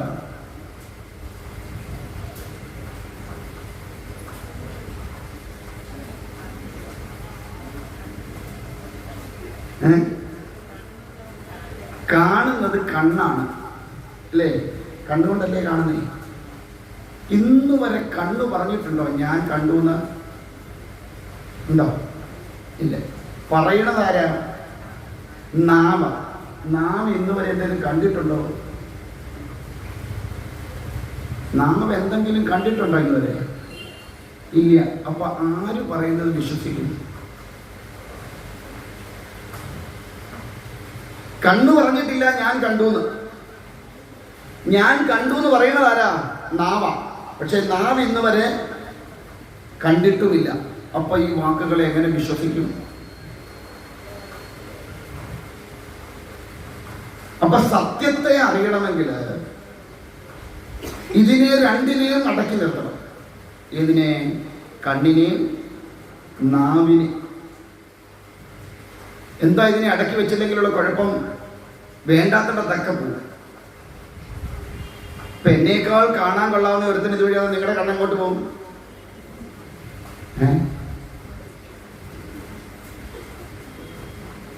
കണ്ണെങ്ങോട്ട് പോകും? പറ്റിയൊരു സാധനം കാണാൻ കൊള്ളാവുന്നത് അല്ലേ എന്നല്ലേ നിങ്ങൾ ചിരിച്ചതിനർത്ഥം? ഞാൻ പറയുന്ന ലോകത്ത് രണ്ട് സുന്ദരന്മാരേ ഉള്ളൂ. ഒന്ന് കൃഷ്ണനാ, അത് കഴിഞ്ഞാൽ പിന്നെ ഞാനേ ഉള്ളൂ. ഇങ്ങോട്ട് വന്നപ്പോഴും കണ്ണാടി നോക്കിയിട്ട് ഞാൻ സുന്ദരനാന്ന് പറഞ്ഞാൽ ഞാൻ ഇങ്ങോട്ട് ഇറങ്ങിപ്പോയി. എന്നാ കുഴപ്പം? എന്നെ കാണാൻ കൊള്ളൂലേ? പിന്നെ നല്ല ഇതാണ്. അതുകൊണ്ട് ചിലര് വിളിക്കുന്നത് നരസിംഹമൂർത്തി എന്നാണ്. കണ്ടാലേ കണ്ടൊക്കെ അതുപോലെ തോന്നുന്നല്ല. അപ്പോ കാണുന്നത് കണ്ണാണ്, പറയുന്നത് നാവാണ്. അതുകൊണ്ട് എന്ത് വേണം? രണ്ടിനെയും വിശ്വസിക്കാൻ പറ്റില്ല. എന്തുകൊണ്ട്? കാണാനില്ലാത്ത നാവ് പറയണു ഞാൻ കാണുന്നു, കാണുന്ന കണ്ണെന്നൊന്നും പറയണമില്ല. അതുകൊണ്ട് രണ്ടിനെയും അടക്കണം. രണ്ടിനെയും അടക്കില്ലെങ്കിൽ പറ്റും, മനസ്സ് കലുഷിതമാവും. നമ്മളെ എല്ലാം വഴി തെറ്റിക്കുന്നത് ഈ രണ്ട് സാധനം. ഏത് രണ്ട് സാധനം? കണ്ണും നാവും. പ്രധാനമായിട്ട് ഇത് രണ്ടുമാണ്. നാവ് രുചിയുടെ പിന്നാലെ പോവും, കണ്ണ് കാണാൻ കൊള്ളാവുന്ന കാഴ്ചയുടെ പിന്നാലെ പോവും. അതുകൊണ്ട് രണ്ടും അടക്കണം. കണ്ണടക്കിയിലെ പ്രശ്നം ഏറ്റവും കൂടുതൽ ഇന്ദ്രിയങ്ങളിൽ ഏറ്റവും രൂക്ഷമായിട്ടുള്ള ഇന്ദ്രിയം ഏതാന്ന് ചോദിച്ചാൽ കണ്ണാന്ന് പറയും. എന്താ കാരണം? കണ്ണാണ് മനസ്സിലേക്ക് രൂപത്തെ കൊണ്ട് തരുന്നത്. അതുകൊണ്ട് ആ രൂപമുള്ളിൽ വന്നാലുള്ള കുഴപ്പം അത്ര പെട്ടെന്നൊന്നും മാഞ്ഞു പോവില്ല. ഈ രൂപം മനസ്സിൽ നിന്ന്. ഇനിയിപ്പോൾ ഞാനിവിടുന്ന് പോയി കഴിഞ്ഞാൽ കുറച്ചു കാലത്തേക്ക് നിങ്ങളുടെ ഉള്ളിൽ നിന്ന് എൻ്റെ രൂപം പോവോ? എന്താ കാരണം? ഇതുപോലെ എണ്ണത്തിനെ കണ്ടിട്ടുമില്ല, ഇനി കാണാനിട്ട് പോണതുമില്ല. തൃക്കൊടിത്താനം എന്ന് കേട്ടാൽ ആദ്യം ആരുടെ രൂപം വരും? എൻ്റെ രൂപം വരില്ലേ? ആണോ അല്ലയോ? വരില്ലേ? വരും. എന്താ കാരണം? ഇത്രയും ദിവസം കണ്ടതങ്ങനെ ചിലരുടെയെങ്കിലും മനസ്സിലേക്ക് ആ ഒരു രൂപം ഒന്ന് പതിഞ്ഞിട്ടുണ്ട്. ഇപ്പൊ ഉദാഹരണം, അച്ഛൻ എന്ന് പറഞ്ഞാൽ എല്ലാവരുടെയും ഉള്ളിൽ ഒരേ രൂപമാണ് വരിക? അല്ല. എന്താ കാരണം? എല്ലാവരുടെയും അച്ഛൻ ഒരാളല്ല, അവരവരുടെ അച്ഛന്റെ രൂപമാണ് ഉള്ളിൽ വരിക. എന്തുകൊണ്ട്? അത് നാം കണ്ട് നമ്മുടെ മനസ്സിലേക്ക് ഉറപ്പിച്ച രൂപമാണ്. ഈ രൂപം അത്ര പെട്ടെന്ന് പോവില്ല. അതുപോലെയാണ് നാവിൻ്റെ പ്രശ്നം. രുചിയുള്ളത് കണ്ടാൽ നാവ് വീണ്ടും വീണ്ടും അതിൻ്റെ പിന്നാലെ പോകും. ഇന്ന് ഉച്ചയ്ക്ക് രണ്ടാമത് മേടിച്ച കറി ഏതാ? മേടിച്ചില്ല. രണ്ടാമത് കറി മേടിച്ചോട്ടെന്ന് കൈ കുട്ടിക്കാൻ നോക്കട്ടെ. ആരെങ്കിലും ഉണ്ടോ? സത്യസന്ധമായിട്ട് പറഞ്ഞു, ആരെങ്കിലും ഉണ്ടോ? രണ്ടാമത് കറി മേടിച്ചു, ഏതെങ്കിലും കറി മേടിച്ചത്? രസം. എന്തിനാ രസം രണ്ടാമത് മേടിച്ചേ? രണ്ടാമത് ചോദിച്ചു മേടിച്ചില്ലേ രസം വേണമെന്ന്? എന്തിനാ രസം രണ്ടാമത് മേടിച്ചേ? വേറൊരു കറിയും ചോദിച്ചില്ലല്ലോ. എന്താ രസം മാത്രം ചോദിച്ചേ? രസത്തിന് ഒരു രസം ഉണ്ടെന്ന് തോന്നി ഇല്ലേ? അതുകൊണ്ടല്ലേ രണ്ടാമത് ചോദിച്ചേ. അപ്പൊ അതിന്റെ രുചി പറ്റിയത് ആരാ? നാവ. പക്ഷെ ഇനി വേറൊന്നുകൂടിയുണ്ട്, ശ്രദ്ധിച്ചു കേട്ടണം. ഈ ഇന്ദ്രിയങ്ങളിൽ കൂടി കിട്ടുന്ന വിഷയങ്ങളുടെ എല്ലാം സുഖം അനുഭവിക്കുന്നത് മനസ്സാണ്. നാവിൽ കൂടി കിട്ടിയാലും കണ്ണിൽ കൂടി കിട്ടിയാലും ഏത് ഈ പറയുന്ന ജ്ഞാനേന്ദ്രിയങ്ങൾ അഞ്ചിൽ കൂടി ഏതു വിഷയം കിട്ടിയാലും അതിൻ്റെ എല്ലാം സുഖം അനുഭവിക്കുന്നത് മനസ്സാണ്. ഉദാഹരണം അതുകൊണ്ട് പറഞ്ഞു നിർത്താം. കുറേ കാലങ്ങൾക്ക് ശേഷം ഒരു കല്യാണത്തിന് പോയി വിചാരിക്കാം. ഒരുപാട് കല്യാണത്തിനിടയ്ക്ക് പോയിട്ടുണ്ട്. ഈ കല്യാണത്തിന് ചെന്നപ്പോൾ എന്തെന്നില്ലാത്ത രുചിയുള്ള ഭക്ഷണം നമ്മൾ അറിഞ്ഞിട്ട് എന്ത് പറയും? കുറെ കാലത്തിന് ശേഷം മനസ്സറിഞ്ഞിച്ചിര ചോറുണ്ടു. ചോറുണ്ടത് വായിൽ ഇട്ടത് എവിടെയാ? ചോറിട്ടത് ഇവിടെ വായില. എങ്ങോട്ടാ പോയത്? വയറ്റിലോട്ടാ പോയി. പക്ഷെ സുഖം അറിഞ്ഞതാരാ? മനസ്സാണ്. നല്ലൊരു പാട്ട് കേട്ടാലും അങ്ങനെയാണ്, മനസ്സിനാണ് കുളിർമ ഉണ്ടാകുക. ആ പാട്ട് കേട്ടപ്പോൾ മനസ്സിന് എന്തെന്നില്ലാത്ത ഒരു സംഭവം. ഇനി ഇഷ്ടക്കേട വരുന്നത് എവിടെയാ? അതും മനസ്സിലാണ്. ഒരാൾ നമ്മുടെ ശത്രുവാണത് എങ്ങനെയാ? അവരുടെ കുഴപ്പമില്ല, നമ്മുടെ മനസ്സുകൊണ്ട് അവരെ ഇഷ്ടപ്പെടാനായിട്ട് കഴിയില്ല. അപ്പോൾ ഇതിന്റെ എല്ലാം പൂർണ്ണമായിരിക്കുന്ന സുഖത്തെ അല്ലെങ്കിൽ അതിന്റെ പരമമായിരിക്കുന്ന ആനന്ദത്തെ അനുഭവിക്കുന്നതെല്ലാം മനസ്സാണ്. അതുകൊണ്ടാണ് പറയുന്നത് ഇന്ദ്രിയങ്ങൾ അടങ്ങാതെ ഒരിക്കലും എന്തടങ്ങില്ല? മനസ്സടങ്ങില്ല. അപ്പൊ അതുകൊണ്ട് പറഞ്ഞത് ഇന്ദ്രിയങ്ങളെ അടക്കണം. അതിൽ രൂക്ഷമായിട്ടുള്ള 2 ഇന്ദ്രിയങ്ങളാണ് ഈ കണ്ണും നാക്കും. ഈ നാക്കിനെ അടക്കാൻ കുറച്ച് പാടാം. അതിനെനിക്ക് ഭാഗവത ഉപദേശിച്ച ഗുരുനാഥൻ ഒരു വഴി കാണിച്ചതുണ്ട്. എന്താണെന്നറിയാമോ? ഈ അദ്ദേഹത്തിൻ്റെ രീതിയല്ലേ, അദ്ദേഹം സമാധിയായിട്ട് ഇപ്പോൾ 1 വർഷം കഴിഞ്ഞു. സച്ചിദാനന്ദ സരസ്വതി എന്ന് പറയും. ജീവിതത്തിൽ കിട്ടിയത് ഗുരുക്കന്മാരെല്ലാം സന്യാസിമാർ. അതുകൊണ്ടാണ് ഞാനും ഇങ്ങനെ തന്നെ ജീവിതം തോന്നുന്നു. കാരണം എല്ലാം മൂശാട്ടം പിടിച്ചതായിരുന്നു. കിട്ടിയ ഗുരുക്കന്മാരൊക്കെ ഒന്നിനെയും അംഗീകരിച്ചു കൊടുക്കുന്ന സൈസല്ല. വേണ്ട അപ്പം പടക്കം പൊട്ടിക്കുന്ന പോലെ പൊട്ടിക്കുന്ന ആൾക്കാരാണ്. അപ്പം ഇദ്ദേഹം എന്നെ മൂലം ഭാഗമൊക്കെ വായിക്കാനൊക്കെ പഠിപ്പിച്ചിട്ട് ആദ്യമായി 2ാമത്തെ സപ്താഹത്തിന് പോകുമ്പോൾ കോഴിക്കോടാണ് പണി. അപ്പോൾ അവിടെ ചെന്നപ്പോൾ ഇദ്ദേഹത്തിൻ്റെ രീതിയുണ്ട്, ഭക്ഷണം കഴിക്കണത് ചോറ് കുറച്ചേ കഴിക്കും, ഷുഗറുണ്ട്, അതുകൊണ്ട് ചോറ് കുറച്ചേ വാങ്ങും. കുറച്ച് കഴിച്ചിട്ട് അതിനകത്ത് ഒരു കുഴിയും കുത്തും. ഞാൻ പറഞ്ഞു കിണർ കുത്തി ഇറങ്ങിയെന്ന് പറയും. നല്ല ആത്മബന്ധമായിരുന്നു കേട്ടോ. ഗുരുനാഥൻ എന്ന് പറഞ്ഞാൽ ആ ഒരു സങ്കല്പം ഗുരുത്വത്തിലുണ്ടെങ്കിലും മനസ്സുകൊണ്ട് ഒരുപാട് ബന്ധം കാത്തു സൂക്ഷിച്ചാൽ ഞങ്ങൾ തമ്മിൽ. അപ്പോൾ ഞാൻ എന്തോ പറഞ്ഞാലും ചിരിച്ചോണ്ടൊക്കെ ഉള്ളൂ. ചീത്ത പറയേണ്ടതാണ്, അപ്പം ചീത്ത പറയുകയും ചെയ്യും. അപ്പോൾ ഞാൻ പറഞ്ഞു കുഴികുത്തി തുടങ്ങി എന്ന് പറയും. അപ്പോൾ പറഞ്ഞു നിനക്ക് അതറിയത്തുള്ളതാണ്. എന്നിട്ട് ഈ ചോറിനകത്ത് എടുക്കോട്ടെ ഈ തോരനും അവിയലും പുളിശ്ശേരിയും സാമ്പാറും എല്ലാം കൂടെ ഒഴിക്കും. അപ്പം എല്ലാം കൂടെ ഒരു ഞെവടിയുള്ളൂ. കേട്ടാ കഴിക്കാം. എനിക്കാണിത് കാണുന്നത് മഹാന്തല്ല. ഞാൻ പറഞ്ഞ വൃത്തികെട്ട തീറ്റ തിന്നുന്നുണ്ട്, മനുഷ്യൻ കണ്ടാൽ എഴുന്നേറ്റ് ആന്തരെ വേണ്ടിയിട്ട് എന്ന് പറയും. ഒരു ദിവസം അവിടുത്തെ ഒരു വീട്ടിൽ നിന്ന് ഒരു അമ്മ ഇച്ചിരി നല്ല തീയലുണ്ടാക്കിയിട്ടുണ്ട്. തീരെന്ന് പറഞ്ഞാൽ നമ്മുടെ തീയലല്ല, നമ്മളിവിടെ വെച്ചാൽ ചങ്ങനാശ്ശേരി താഴെയുള്ളത് നമ്മുടെയൊക്കെ തീയല്. ഇതങ്ങനെയൊന്നുമല്ല, കയ്യെ തോണ്ടിയാൽ അവിടെ നിൽക്കും. അതിൻ്റെ ടേസ്റ്റ് എന്ന് പറഞ്ഞാൽ ഒരു അന്യായ ടേസ്റ്റ്. ഞാനിത് കഴിച്ചിട്ട് 2ാമത് വേറെ ഒരു കറിയും വാങ്ങാതെ 2ാമത് ഈ തീയല് അവിടെ നിന്ന് ഒരൊറ്റ വെച്ച അവന് കൊടുക്കരുത് അവനെ തീയലെന്ന്. ഞാൻ കഴിക്കാൻ സാധിക്കില്ലെന്ന് ചോദിച്ചു. നീ ഇന്നലെ എന്നോട് എന്താ പറഞ്ഞ്? എൻ്റെ തീറ്റ വൃത്തികെട്ട തീറ്റയാണ് അല്ലേ, നീ എന്തിനാ 2ാമത് തീയല് ചോദിച്ചേ? ഞാൻ പറഞ്ഞു നല്ല ടേസ്റ്റുള്ള തീയലായിരുന്നു, അത് മതി ചോറുണ്ടാൻ, അതുകൊണ്ട് ചോദിച്ചതാണ്. ആരാടാ ടേസ്റ്റ് അറിഞ്ഞ്? ഞാൻ പറഞ്ഞു നാവ്. ഇങ്ങനെ നീ നാവ് ടേസ്റ്റ് അറിഞ്ഞാൽ നിന്റെ നാവ് അടങ്ങുമോ? ഞാൻ പറഞ്ഞു അടങ്ങുമ്പോൾ അടങ്ങും. പറഞ്ഞേടാ ഇതുകൊണ്ടാണ് ഞാൻ എല്ലാം കൂടെ കൂട്ടിയിട്ട് കഴിക്കണത്. എന്താ കാരണം? പുളിയുണ്ടോ, ഉപ്പുണ്ടോ, എരിവുണ്ടോ, ഒന്നിൻ്റെ ടേസ്റ്റ് എന്ത് ചെയ്യില്ല, നാവ് അറിയില്ല. അപ്പൊ എല്ലാം കൂടെ കുഴച്ചാൽ ഏതിനാ ടേസ്റ്റ് കൂടുതലെന്ന് നാവിനറിയാനില്ല. അതുകൊണ്ട് 2ാമത് ഇന്ന കറി വേണം എന്ന് ചോദിക്കാൻ നാവ് മെനക്കെടുത്തില്ല. അങ്ങനെ മാത്രമേ നാവിനെ അടക്കാൻ കഴിയൂ എന്ന് എനിക്ക് ഗുരുനാഥൻ പഠിപ്പിച്ചു തന്നിട്ടുണ്ട്. അതുകൊണ്ട് ഞാനും ഇപ്പം എല്ലാ കറിയും കഴിച്ച് ലാസ്റ്റ് എല്ലാം കൂടെ കൂട്ടിയിട്ടുണ്ട്. കാരണം എന്താ, ആദ്യം ടേസ്റ്റൊക്കെ അറിഞ്ഞാലേ നമുക്ക് പറ്റൂ. എന്തായിരുന്നു, നമ്മൾ അത്രയൊന്നും ആയിട്ടില്ല. അതുകൊണ്ട് നമ്മളിങ്ങനെ പ്രാപഞ്ചികമായിട്ട് നടക്കണമെന്ന് നമുക്കിതൊന്നും അത്ര പെട്ടെന്നൊന്നും ഇതിനെയൊന്നും അടക്കാനായിട്ട് സാധ്യമാകുന്ന കാര്യമല്ല. എങ്കിലും കാലക്രമേണ ഇതിനെയൊക്കെ അടക്കിക്കൊണ്ട് വന്നില്ലെങ്കിൽ നമ്മുടെ ഈ ജന്മത്തിൻ്റെ ലക്ഷ്യം മാറിപ്പോകും. അപ്പോൾ അതുകൊണ്ട് ഇന്ദ്രിയങ്ങളെ അടക്കിക്കൊണ്ട് പരമമായിരിക്കുന്ന ലക്ഷ്യത്തിലേക്ക് യാത്ര ചെയ്യണം എന്ന് പഠിപ്പിക്കണം. അപ്പോൾ അവിടെ നിൽക്കട്ടെ, ബാക്കി നാളെ നമുക്ക് നോക്കാം.